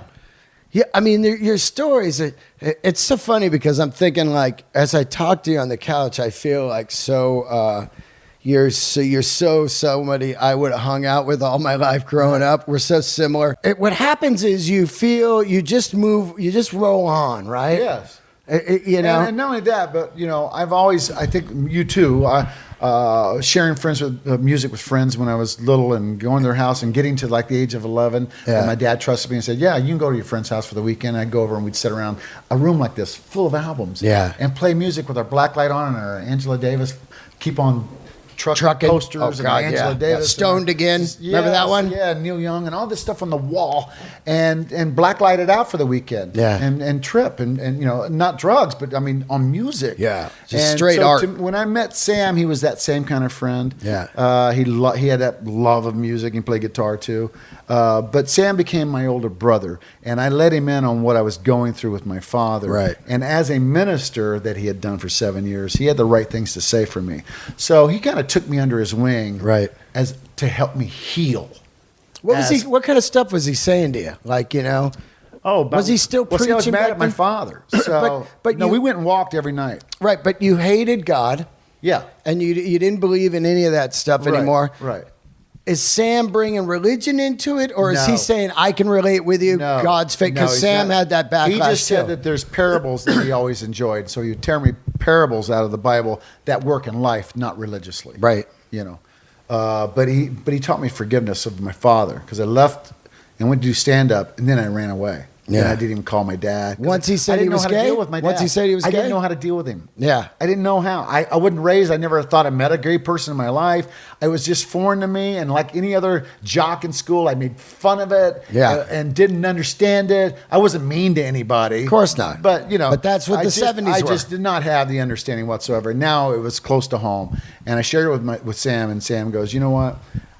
From all the stories I've heard, I don't think anyone's ever loved you more than your father. Yeah. And he never judged you once growing up. He didn't judge you when you got in trouble. He didn't change the way he felt about you when you got smoking in school, when you beat up that kid when you were in 7th grade. And all these things that you've told me, it sound like your father ran right by your side, put his arm around you, and got you through it. I said, yeah. And he got you through acting school? He got an extra job to get you through acting school? Yeah, he did. Uh-huh. And he brought you into stand-up? He showed you the newspaper that said there's stand-up? I go, yeah. And he goes, Carl, this man loves you with all his heart, and you're going to judge him? Yeah. You ought to call him right now and beg for his forgiveness and open your heart and be that one friend that he has. You're an adult now. Wow. And I fucking started bawling, and I called my dad up, and within 3 minutes, we were back to normal. And then he started coming to my shows, and then he was a part of friends with Sam and Hicks and all the other guys that all knew my father. So I got to have him another 10 years before he died. Wow. How did he die? AIDS. I knew it. I knew it. Back then, just nobody knew. Yeah. Back then, nobody knew. So he probably got it in the early 80s, Yeah. but he died in 89. Totally. Totally. Yeah. Wow. So heavy. Yeah. My cousin died of AIDS. You know? So you've been there and just seen that. And there's a lot of people using needles in the rock scene. Yep. Guns N' Roses, James sure. Addiction were big. Yeah. Everybody's shooting up heroin and stuff. I go, that's it. It's condoms for me, even to this day. Right. Also, Yeah. as a I masturbate with condoms on. yeah, just to be safe, just so you didn't get. But my point is, man, if that was another dark time in America. Yeah, sure was. You're like, what is this? Oh, yeah. And still right now, what is this? Yeah.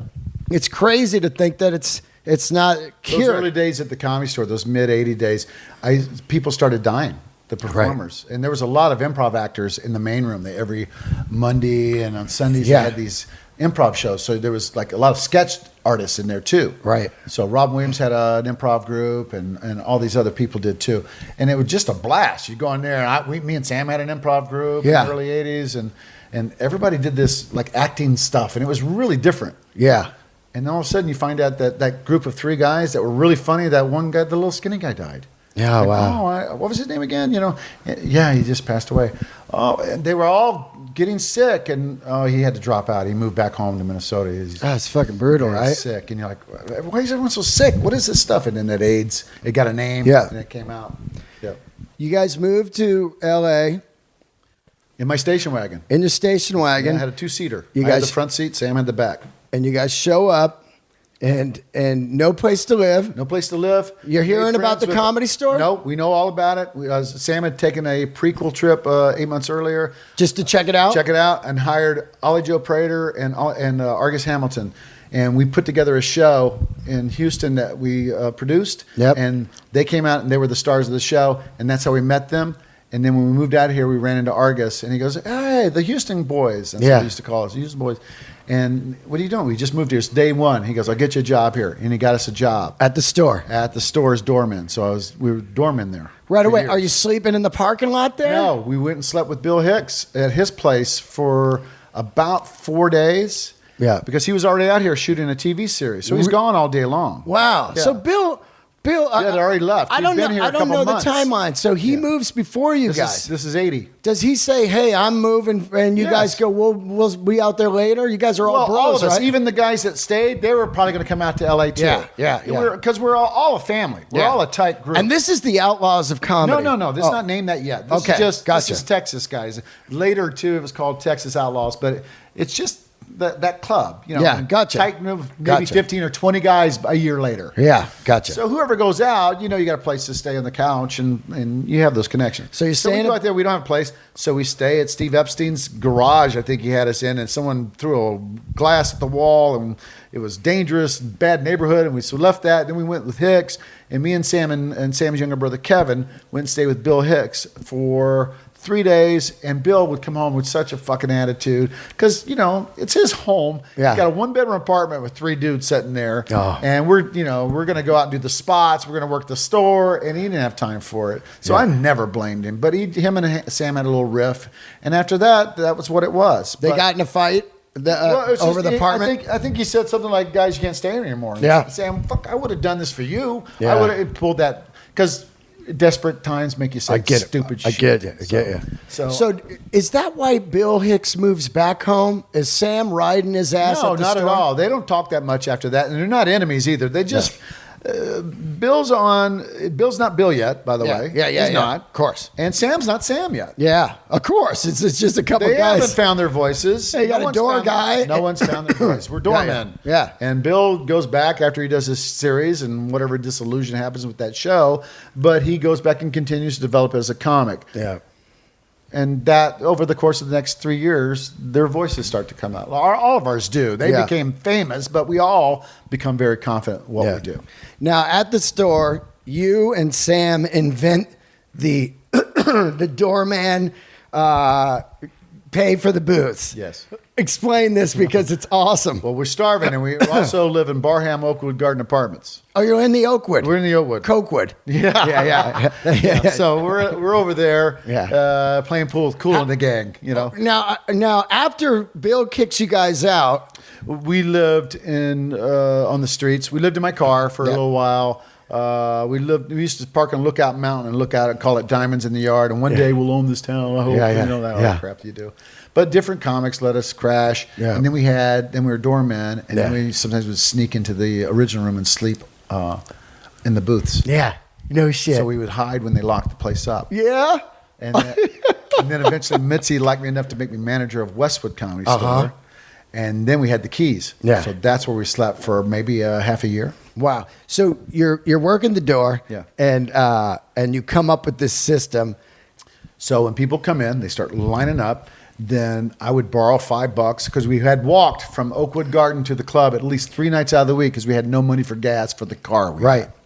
So we'd walk 2 hours to get to work. 2 hours. Yeah, 2 hours. to You get and to- Sam. Over Mulholland, down Laurel Canyon, turn right on Sunset to the Comedy Store. Unbelievable. Yeah. So Sam lost 35 pounds the first couple months, and I lost 25. Wow. Yeah. So You guys must have looked great. starving. Oh, we were the best ever. So I get there. I borrow $5 from a waitress. I'll give it right back to you soon. and go back in.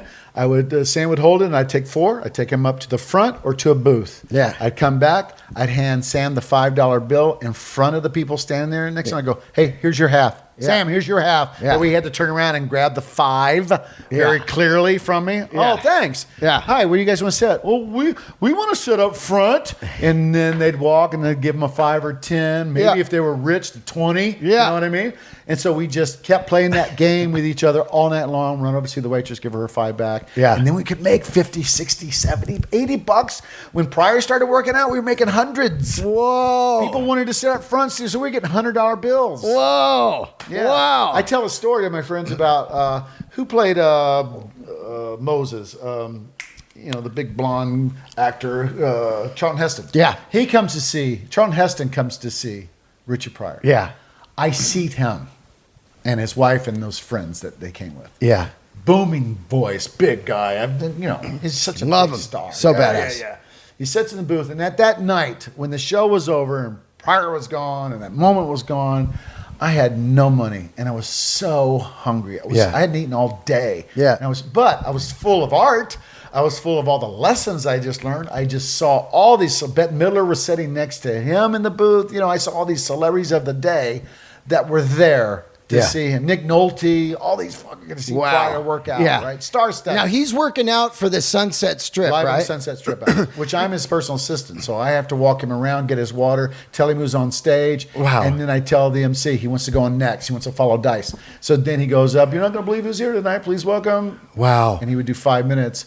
Then he would do Only 5? for 3 or 4 nights, and then he did 10, and 3 or 4 nights later he did 12, and then 15, and over the course of a month and a half, he developed the 45 minutes. He's working out the material for that, and it's after he catches on fire, right? This is both. He did 2 specials. He did live in Live on Long Sunset Beach, Strip. the Long Beach one, right, and then the second one was the one on fire. Right. But he worked them both out. Right, but. So to see that and to see Robin work out and to see all these people that were blowing up that were working out and to see the Lettermans and to see, all these guys. Yeah. And You're there while Letterman's there, huh? I saw Letterman a couple times. Right. But I'm there and I'm just really getting to see stage presence, confidence, character work, pacing, people that are fearless of quiet moments. Do you guys do you feel completely like, because you're pretty confident from the comedy Big spot, Fish, right? yeah. Big Fish, a small town. Then you come here. You're nobody. Yeah. So then I took that opportunity to be the fly on the wall. Yeah. So I knew how to be polite. I knew how to shut my mouth. And I got to hang out in the hallway, hang out in the back where they were smoking pot, and meet and hear these guys carry conversations because I was the guy who'd go, anybody want water or drink or something while you're talking? Yeah. Oh, yeah. Oh, thank you. Yes, I'll have a water. Oh, sure, Robin. I'll be right back. You know what I mean? And now you're in. Yeah. Oh, what's your name? I'm Carl. Oh, nice to meet you. So now you're there. Yeah. Now you're just the guy being quiet, and you're listening to them talk. You're not invading. You're not trying to be funny. Nope. That guy's always welcomed. Yep. So the I guy became on that trying guy. to do material and everything. It's like, get this shut fucking your guy out of mouth. here. Yeah. See if they want anything, and just hang there in case they do. Yeah. They're big stars. They don't want to walk in the hall and get attacked by people. Totally. Yeah. Totally. So that's the guy I became, and that was a part of my lessons. Right. I got to learn how they talked about show business, how they felt before they went on stage, what they felt about their acts after they got off. I got to feel it. You were hearing that stuff. Yeah. Yeah. That was the vocabulary I was around. Right. So that was my training. But anyway, that night that Charlton Heston left, I had no food. And isn't it funny when you're doing something you really love, it seems like it always fucking works out, especially when you think it's over. so fucking true, right? It's so weird. I just described it a couple weeks ago. Like I'm working and working and Yes. working, and I'm like, I'm not How am I going to get through? How is this going to work out? How come I'm not auditioning for Montreal? Right. And then, and then all of a sudden I get the call from Adam at the store to open for Louis, and I go, wow. This Here shit, I am bitching about this, but this door's opening over there. It's fucking great, man. And then you can't plan this stuff. After that call, I realized I'm never going to bitch anymore. It's just over because it's when it's your time, it's going to be your time. That's right. And that fucking day changed my life. There's no age to it. There's no attitude to it. What you think is your life's plan isn't. It changed my life. It's just going to go somewhere. It's a moment. It really changed my life. It's so weird because it got rid of all of this like, hey, you know what? I'm just fucking lucky to be here and not working at fucking Starbucks. Right. Around the greatest people. The greatest ever. And years into this, after another career completely. And your heart's in the right place, your head's in the right place, you're fucking funny as shit, and you're a great human being. That goes so far. It's so Who do you great. want to be surrounded by? You want to be surrounded by cool people. Unbelievable. Right? Right? You don't want the jerks and the assholes, all those fucking guys who think they're better than anybody. You want to be surrounded by people with drive and love and passion. Yeah. Because that artwork speaks bigger than anything else that their failures can when they're just being human. It's and crazy. They make mistakes. It's crazy. It's like when you and I were talking last night and Marin walked up and he went, "Oh, a couple old guys talking." I'm like, really, He's man? making fun of himself. Yeah, right. Because we were just talking about that before you came up. Right. He was going, "Isn't it great to have all these stories because we're older now?" I go, absolutely. Yeah. And then he was busting us when we were talking. That's what he was doing. I love that, man. And I can't imagine my life right now without these people, the Ian Edwards, the Marin, the Burr, the fucking Eric Griffin. You know, these guys at the store, even Rogan. It's a family. It's the outside it's so guys. fucking We've always been insane. the outside guy. It's so insane to me. Loner kind of guy, and then we found our voice, and now we're surrounding ourselves with all the guys that are just like us. Yeah, you know what's really weird to me too is to sit here and talk to you. Because if you're such a Sam fan as I was growing up, I saw Sam many times. And last Friday night, I was headlining in Fresno. They had a side room in the theater. Across the street was the Wilson Theater. Mm-hmm. And look, I got goosebumps right now. I saw Sam in there. Okay. You know? And I was across the street last Friday doing comedy. And I was like, That's one of the reasons. That was a benchmark in my life, and it's right there. Fucking I'm standing right here. Crazy. I'm doing comedy across the street. Yeah. No way would I ever think that, you know? And I'm doing comedy in the room where he fucking became big, you know? So it's so fucking weird how life is. Yeah, full circle, man. Full circle. You find what you want, and you end up in a spot one day in your life, and it dawns on you. That nugget that hit you that one day. It's here crazy. You are so many years later living something It's out. crazy. I stood I did my first Tonight Show when Leno first got his show. Yeah. And I'd watched the Tonight Show with my dad my whole life. And here I was still standing on that stage by myself for the first time. I had done it with Sam in a sketch that we did on the Tonight Show with Johnny. Yeah. But this with was me, Johnny. With Johnny. Yeah. Man. Yeah. So, that's what we got into this is next thing you know, you got a million stories. God and damn. one of them is me starving, thinking about quitting Yep. after a night. But then I watched Richard Pryor, called my dad. I said, "Pryor's brilliant. I just got to watch him, Dad. Blah, blah, blah. I love you, son. Keep growing. Don't give up." Because I was a doorman. I was having a hard time. And I went over to clean out the booth where Charlton Heston was sitting. Yeah. And in the booth, a little green piece was hanging out of the back of the booth. And I pulled it out, and it was a $100 bill. Wow. And it fed me for over a week. Wow. Because I ate on $5 a day. Yeah. So it got gas in my car, and it fed me. So I tell everybody. He was Moses. Yes. He parted your Red Charlton Sea, Heston fed me for a week.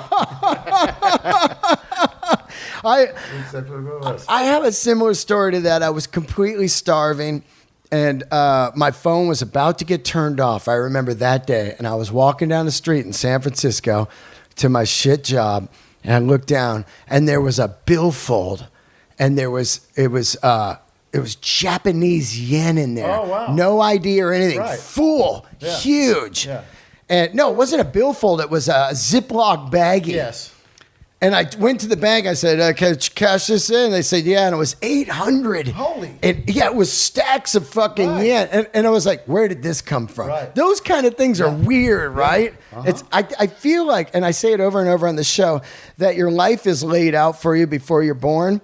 And those are nuggets on purpose. Right, these are little rice grains you find. Yeah. I can go on another week. Survival. I can get over here to this door, this house, this apartment, these things that upgrade our lives, that fulfill us. As you're a doorman at the store, and I know a lot of comedians are going to listen to this, how many spots were you getting a week by working there? In the beginning, I was getting maybe 1 or 2 spots a month. Whoa! And because I couldn't pass Mitzi's test, Right. so Like you would showcase for her? I think it was every 3 or 4 months you got to showcase again. And would she say, "You're not funny"? Yeah, which to me she always went, "Not yet." Oh yeah. Not But yet. does Sam get passed right away? No, him either. No. Yeah. And if anything, Now, he wasn't Sam yet, so he's not the guy that you eventually got to know. What kind of stuff is Sam doing before he's the Jokes. He's doing... he did a bit called Bebo Buckface, which is the story of a gas station attendant who has to deal with watermelon head kids in their cars when they come by. And then it was just weird stuff. So he'd go out and go, "Can I get you some gas?" "Yeah, we need some gas." "Hey, wait a minute. You ain't one of them watermelon head boys, are you?" "No, I got a big hat on." "Yeah, you are too. You are." And it was just character work. Right. And it was, It wasn't the No, it wasn't who he eventually turned into at all. It wasn't the truth yet. It was just developing. You guys are developing 2 spots a month. Are you going on anywhere else in town? Because you're working. Yeah, occasionally we'll do a pizza joint. There was a place down in San Diego that we heard about. That was a strip club that we'd get the 4 of us to go down and do 10 minutes apiece. Yeah. So what was that? 2.5 hour drive. And then we'd spend whatever money we got to buy the big, large pizza to eat and put in $10 of gas and come back. Now, are you going crazy because you're going on 7 days a week at the Comedy Spot in Houston? Now you're out in LA in the big world, but you're only going on like 3 times a month? Yeah. Are you fucking out of your mind? Like, what the? It's that double edge because, yes, you're going out of your mind, but you also see why you're not going on stage because you're following the best fucking people in the world. Yeah. Their craft is so tight. Yeah. And you can't believe you're lucky enough to be standing there amongst them. So it wasn't like I deserve to be on. No, I get that, but aren't you going to open mics and shit? Yeah, and there's some spots, and you get Monday every once in a while. Right, the potluck. Yeah, but it turned into where you started to create a name, and then they started to see the growth. How do you create a name though if you're only going on 3 times? No, and the occasional other spot because you're right. You just write. Right. You're right. So when you do that 5-minute spot or 3-minute showcase for Mitzi, 3-4 months later, it's a tight 3 because you've learned by watching so many professionals how to do it correctly. Right. That you start to put it together, you start to hone it, and then their likability. And now she can still see stuff in you that you can't yet see. Yeah. So it's not that the sets are perfect; it's that she sees confidence, she sees likability from the audience, she sees an age, she sees a look. She, all those variables that we know nothing of when we're young and we're just going to make it. She sees that stuff, and you get into the family. Yeah. Once you're in the family, then she gives you jobs, more responsibilities, makes me manager of Westwood. So for 2 years, I put the lineup together every night. Wow. That's where I met all the guys that were, on TV then, Michael Richards and Larry David. And then years later, and I used to love Larry David, phenomenal. The best sets I ever saw, really smart, or the best bombs I ever saw. Really smart. Yeah. What kind of stuff was Larry David doing? It wasn't the joke. It was his face. It was the torment. It was how screwed his life was. And he was, older, and he had that sensibility to talk really natural. And then when he bombed and they didn't get it, and he was just having one of those sets. Yeah. Oh, he'd crawl right into it and embrace it. Wow. And just do shit on purpose. And it was one of those things where as a doorman, you're like, holy fuck, this is the most brilliant thing, man. Right. The way he's handling this. Wow. It's not a failure to him. Yeah. He's embraced it. So that had a big mark on me. And then years later, I go into audition as an actor and got to be on the 100th episode as Steve the neighbor on The Kiss, the episode where Kramer wants to put everybody's picture in the lobby. Yeah. I got that as an actor. I was the last actor to audition for it.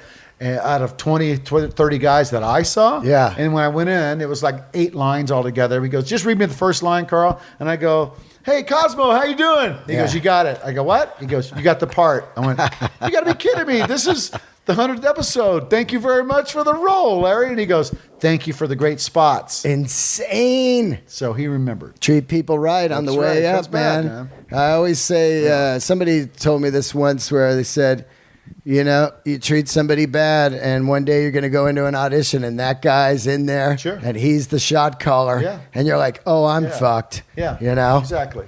Now, you're managing the Westwood. Living in the club. Kinison's there with you. And his brother and a number of other friends that were there at the time that were famous Comedy Store guys that you wouldn't know. Yeah. Because they passed since then. Yeah. They were the characters of Freddie Asparagus. Yeah. John Lyons. What about is what's Andy Kaufman around at your time? No, that's way early, right? Yeah, earlier. Gotcha. Yeah. So you're down there, and are you putting you and Sam in the lineups every day? Like fuck it. Oh yeah, absolutely. We did the late night. That's where we started to develop the late night persona. Like now you would see Don Barris has that. Yep. You know, but back then because we were best friends, we 1-2'd it. Yeah. Either he would go on first and I would follow, or I would go on first and he would follow. And we started to create that energy. That's how we blew out the last of the night back then. Right. And then Mitzi got wind of it and started and made us regulars when we both won regular spots. Yeah. Paid regulars. Got our names on the wall. Wow. And she put us always up late. So we did the late night stuff there where anything goes. Yeah. And then our friends that we knew from hanging out at the Rainbow and the Rocks, you know, all those places, because we're musicians, we'd go hang out with those dudes late at night. They started coming in. So as their bands were breaking and blowing up big, then they were hanging out with us at night. And then they started bringing Coke because we didn't have money yet. They started bringing the Coke. What year are we talking? So we're talking 83, 84. Right. 84. Right.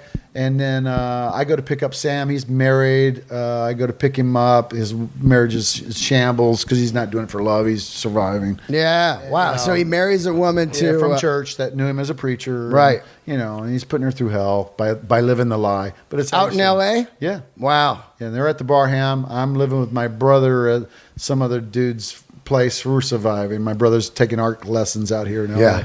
So we're surviving. I come to pick Sam up one night, and I hear them fighting. And he slams the door. He goes, "Let's fucking go!" And they get in the car. We drive to the club, and we're doormen that night. Yeah. And not an hour in, Arsenio has to cancel. He can't make it over. So there's a spot open.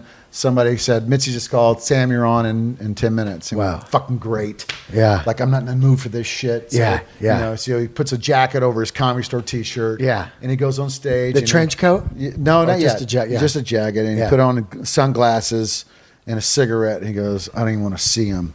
So he doesn't smoke, but he takes a cigarette up and he just starts smoking it. Yeah. And he's trying to think about what he's going to do. And he just sees some kid in the front row and he goes, "Hey, you married?" Yeah. Yeah, he goes, "No." He goes, "Well, if you ever think about getting married, remember this face." And screams in his face. Yeah. And at that moment, Sam lights up. Unbelievable. And he does another minute of that and then goes back into his normal shit and makes fun of his marriage or something where it's like half truths and stuff. But he comes running off. He goes, "I fucking found something, man." I go, I saw it. Yeah. I saw it. I saw the whole anger of being married in a bad relationship. And so that became a thing that we worked on for the next 2.5 years until Rodney saw him that one night that changed his whole life. So that was 83. Oh man, that's crazy that it's a stroke of realness that becomes fucking his whole thing. Yeah. Now, his MO, what he's known for, his catch, I never forget. There's two things I never forget. One of them is the Rodney, of course, the Kinison set, right, and then the Dice one. Yes. You know, those are two monumental sets in my life. I don't think there had been that kind of attitude in stand-up. It's so rock and roll. Yeah. And we're talking 80s, Motley Crue's big. Yeah. You know, the 80s rock starting to come up. Rock is huge in LA. And this felt rock and roll. It's funny because... what's his name from San Francisco, too? Bobcat. Same thing. Bobcat. Same thing. See, I'm in San Fran, and I'm seeing Bobcat, and I'm going, this is a whole new thing to me. Like, before, it's blazers with the fucking patches on the elbows. Yeah. And it's one-liners and that kind of stuff. And all of a sudden, it's like, these guys are dirtbags. Yeah. You know? Yeah. I mean, Dice was dressed nice and everything, but the stuff they were doing, it was like so rock and roll. Yeah. But that's... I saw Dice turn into Dice. Yep. I saw Andrew turn into Dice. Yeah. I was there for that whole thing. So I saw his development. Saw Sam.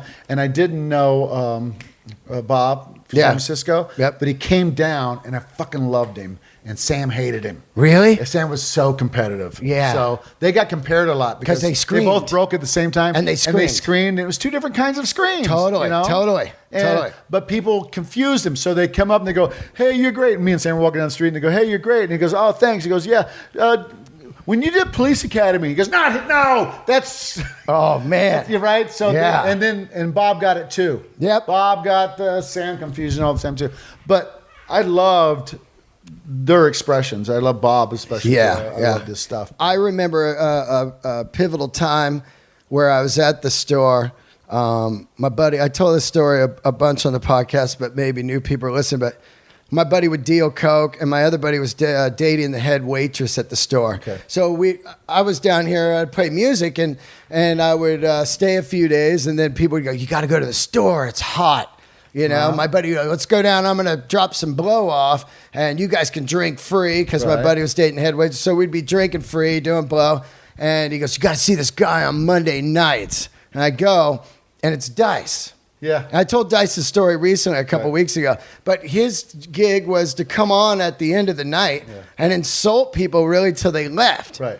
So he'd come out like, "Is that your girl?" And the guy, "Yeah." And he'd go, "What a whore. Look at the fucking, you know." Yeah. And I was like, whoa, how is this guy not getting beat up, you know? Right. And they would go, "We're out of here." And they'd get up and leave. Somebody else would be laughing. He'd go, "What are you laughing at, you cocksucker?" You know? And I was he like, was developing that character. And he would be on for like a half hour. I knew him as the best impressionist I'd ever seen. Right. Early on, he was doing Elvis. He was doing Travolta. He did everybody. But it was a show.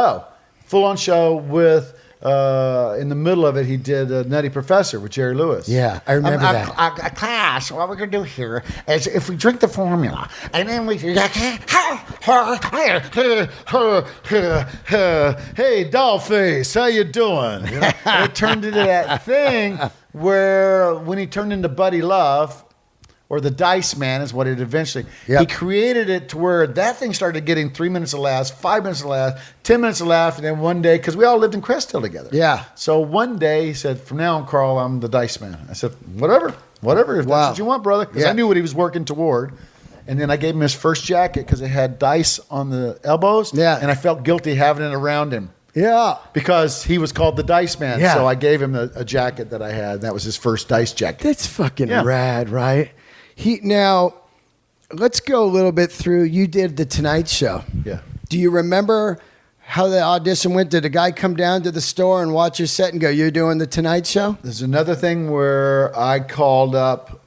Johnny or Jay Leno? Jay Leno. Jay Leno, gotcha. Yeah, I called up the guy who was doing casting, and he had been and still is, a phenomenal stand-up comic. Oh, yeah?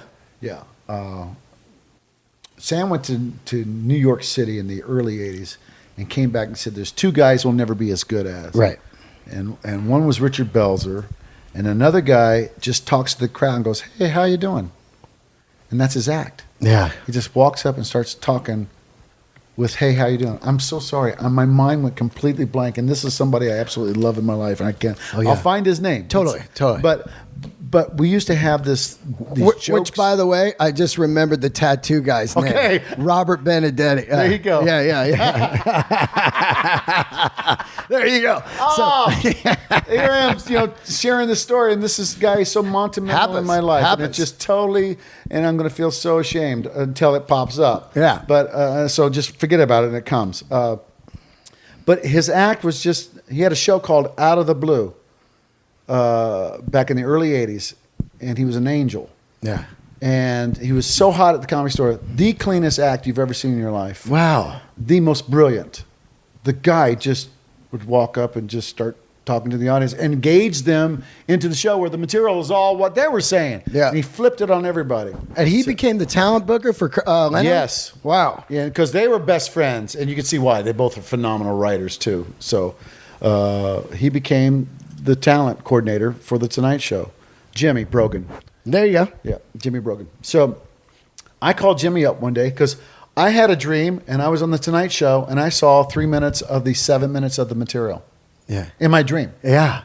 So I'd never thought about doing TV. I didn't care about doing The Tonight Show. It's just, I had been an outlaw comic for so long. One of Sam and I's original promises that we were going to be begged to do TV. We weren't going to go and try to be on TV. Right. We were going to be rock and roll comics. Fuck you. We're doing what we're doing. Yeah. That's all. And so we did the theaters. We did all the stuff. And, it was never the plan to be that normal TV guy. Yeah. That's our young brains. That's what we had decided to do. So I woke up and now, I decided I got to do it. So I called Brogan up and I said, "I'd like to audition for The Tonight Show." He goes, "How about next Thursday? Show me at the Laugh Factory. Show it to me at the Laugh Factory." Yeah. So I gave me a week. So I walked 10 miles every day when I woke up and I created my set on the walks and wrote it down on paper, performed it twice at a club, and then he came and saw it, and I did the 7-minute set, and he came up to me because he's known me since 1980 as a doorman, and he walked up to me and he goes, like it all except for the third piece, just change it. It's just a little risque. Just change it a little bit or change the bit. I don't care. You'll be on next Thursday. Whoa. Yeah. Whoa. Yeah. So next fucking Thursday, I'm on the Tonight Show. Whoa. I got bumped the first 2 times that I was on. Yeah. Who bumped you? Sketches. Okay, got you. Sketches bumped me. Yeah. Because he had just gotten the show. He had been on maybe 2 months, so he's he's building getting the his show. way. He's getting his wings. So I come the third time. I got the biggest gift bag, and Jay's note says, Carl, I promise this time, and it's the greatest gifts. It's so cool. But now I know the makeup people. Now I've made friends with the band. Yeah. Now I know the guitar player. You're comfortable, too. Yeah, it's like doing a club for the third time. So great. And they all know, oh, there's Carl again. Yeah. I made friends with them all by now. Yeah. So it was like the greatest set for me. It was fun. My mom got to see me because she never went to any of my live shows. Wow. Jesus couldn't find her in clubs. Yeah. So she got to see me on television and all that, So a lot of things happened. So I ended up, I think I did like 7 spots on the Tonight Show and then 3 as sketches. Wow. Over the next bunch of years. After Sam does Rodney and Letterman, it just explodes, right? Yeah. The Rodney special comes out, and now we start doing 600-seat rock clubs. Immediately. Yeah, we do that. We get those gigs and Yeah. the Cobbs and things like that in San Francisco. Yep. So all of a sudden you're making $3,000 to $5,000 a weekend for a show. And I'm talking about guys who lived on $100 for 2 weeks. Yeah. For how long? 7 years? Yeah. You know what I mean? So we didn't do a lot of road gigs and get to middle and open. Not that many. It went from feast or famine. It went from famine to Rodney's putting him on the show. Right. And then that changed. And of course, being his now writer and opening act. Yeah. So you were kept the writing. friendship. You were writing. I've got credit on every one of his albums. No shit. Uh-huh. Now, you guys are out. There's another key Sam set in my life. I wanted to talk a little bit. The cocaine has flown fiercely around the store and around your guys' lives. Are you in on it, or is it just Sam? No, I'm in on it. It's Yeah. just that I'm not overindulgent. Right. Sam's overindulgent. Sam, now I can say it had a lot of demons in there. Yeah. That I didn't even know about. Because I look at him like an older brother. Yeah. I give him complete and utter trust. So as the younger brother, he made it first. Our goal was to make this empire as big as possible. Yeah. Because there's 15 people that work for you, and their families have to be fed. So let's do this correctly.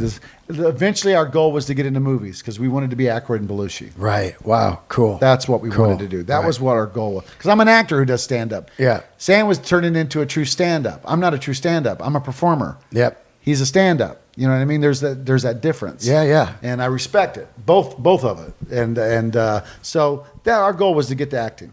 Yeah. And to get to the movies, get to the series, have our own series, all those things that we started to see Yeah. with success. Totally. But meanwhile, drugs, overindulgence, women, all that stuff was really... It's funny you say Sam has demons because as you sit on this couch, your demons blow everyone I've had. But talk about mine. Right. He kept them down. Whatever Kept them Sam's hidden.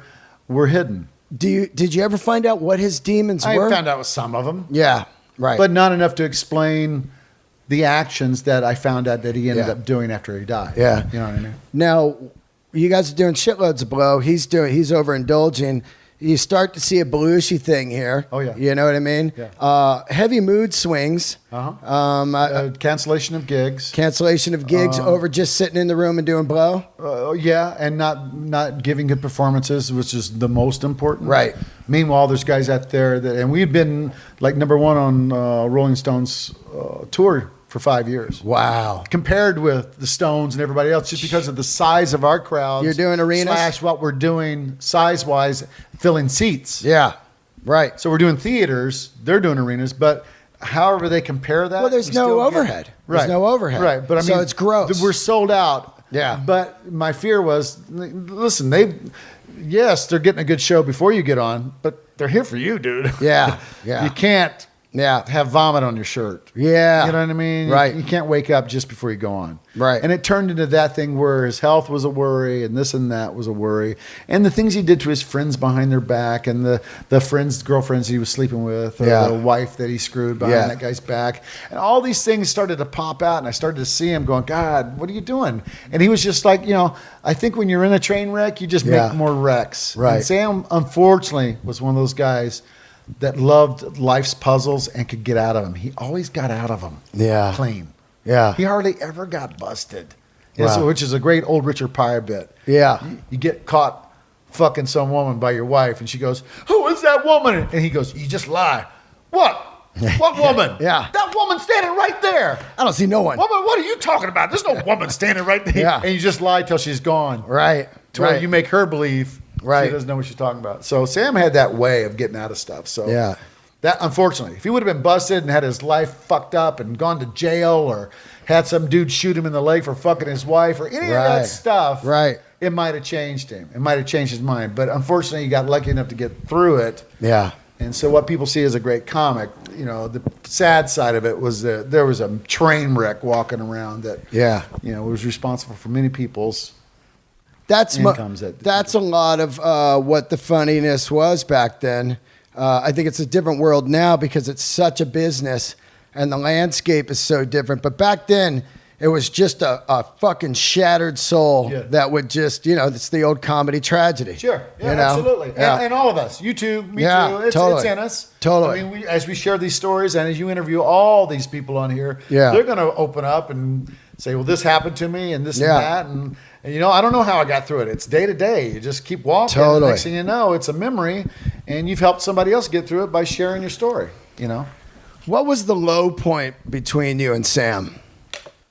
Oh, well, there's many. There was a lot of lows. Well, one is we went and did a gig in Florida, and they drove me in a limo 10 minutes away, and I did half an hour.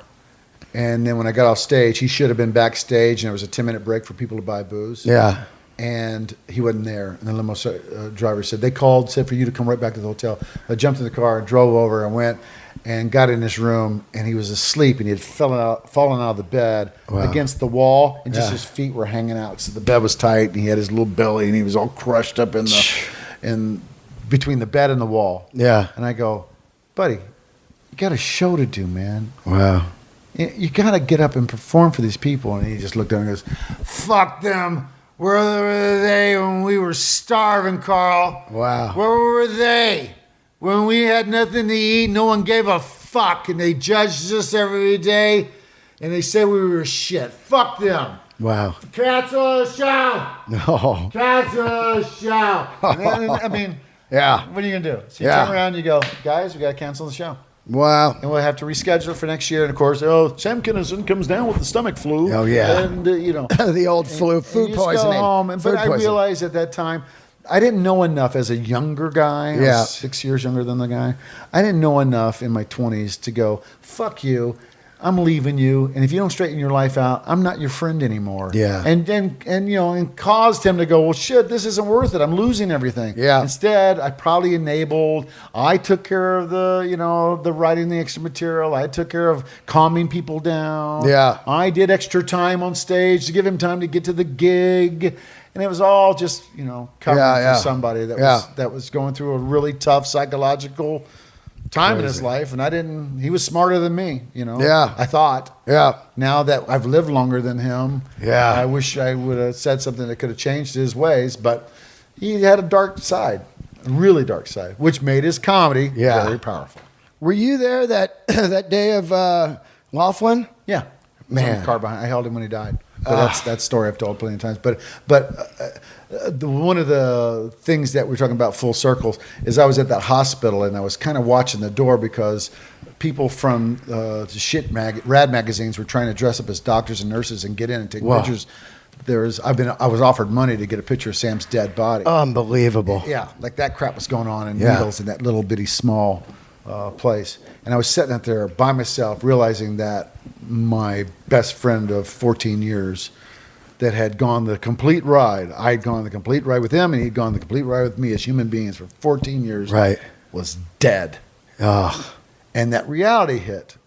and my life was about to change again. Totally. Because I was going to start all over. Yep. And Maria Love, this woman that we had met not too long before in a gig in La Jolla, pulled up in a RV with her whole family. They were on their way to a vacation. Whoa. And they heard on the radio that Sam was killed, and he was at the Needles Hospital, and they were like 20 minutes away, and they drove over knowing I would be there by myself. Wow. And they came, and they let me come in their RV, and they let me sleep for an hour, and they fed me. Wow. And they took such good care of me, and I don't know if I ever got to thank her, but I just thought of that story just now. That's insane. So I know she reads my posts every once in a while, stuff Yeah. like that, but if it wasn't for her, I was out there hungry, alone, had nobody to share my vibe with. Right. You know, there wasn't cell phones. You had to go to a payphone. Yeah, right. You know?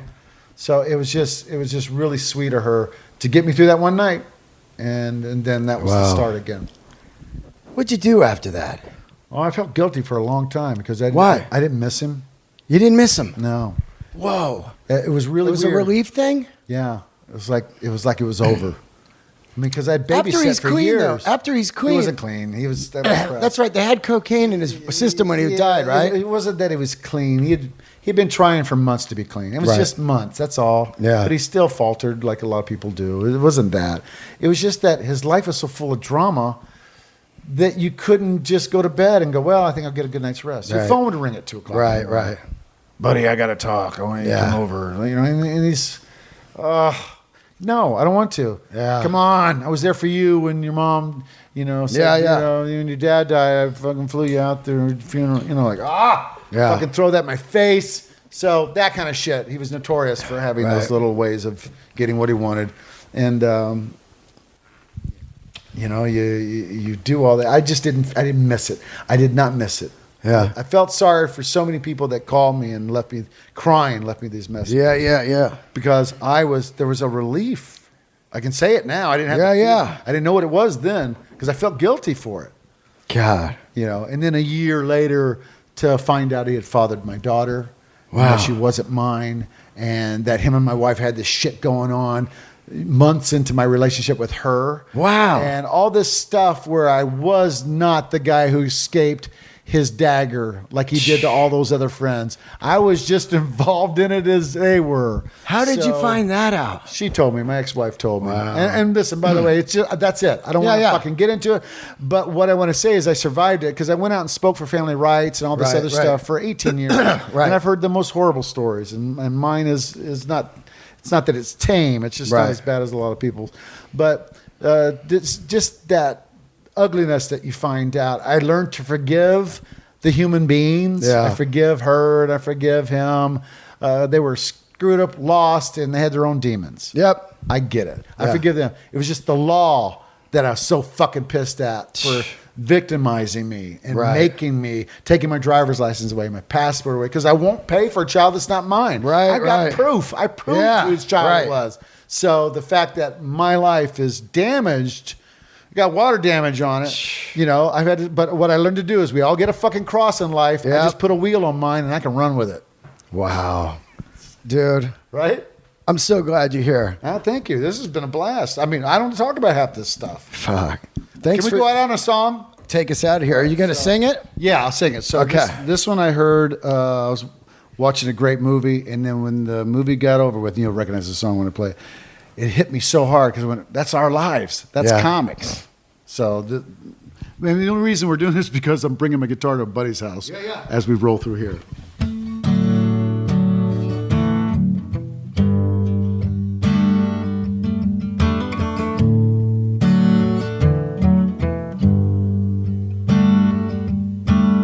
If you've ever seen that one-trick pony running in the field so happy and free, if you've ever seen that one-trick pony, then you've seen me.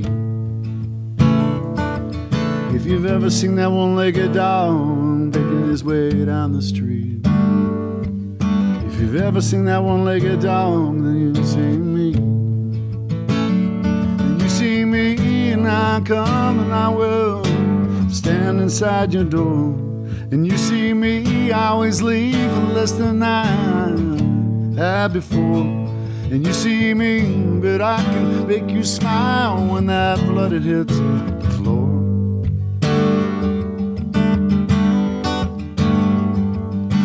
Tell me friends who could ask for anything more.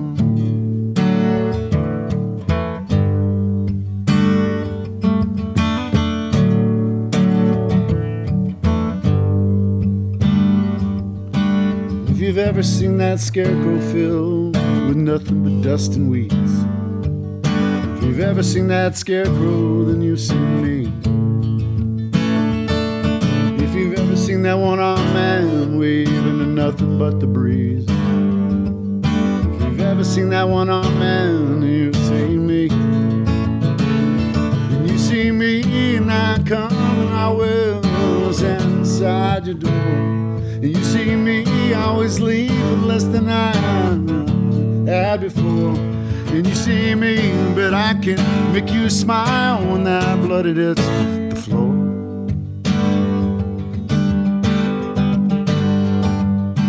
Tell me friends who could ask for anything more. The things that have comforted me, I drive away. This place that is my home, I cannot stay. My only faith's in the broken bones and these bruises I display.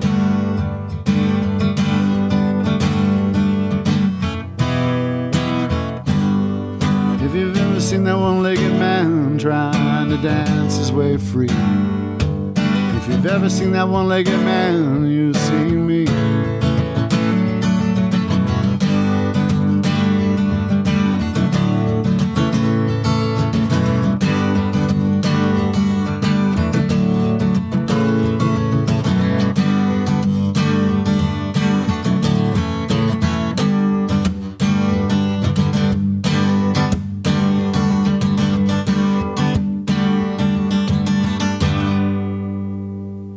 Thank you so much, man. Nice. Thanks for doing the show, This brother. is a blast, bro. I love you, man. You Thank too. you. Thank you, Got new man. friends here. Thank you, man.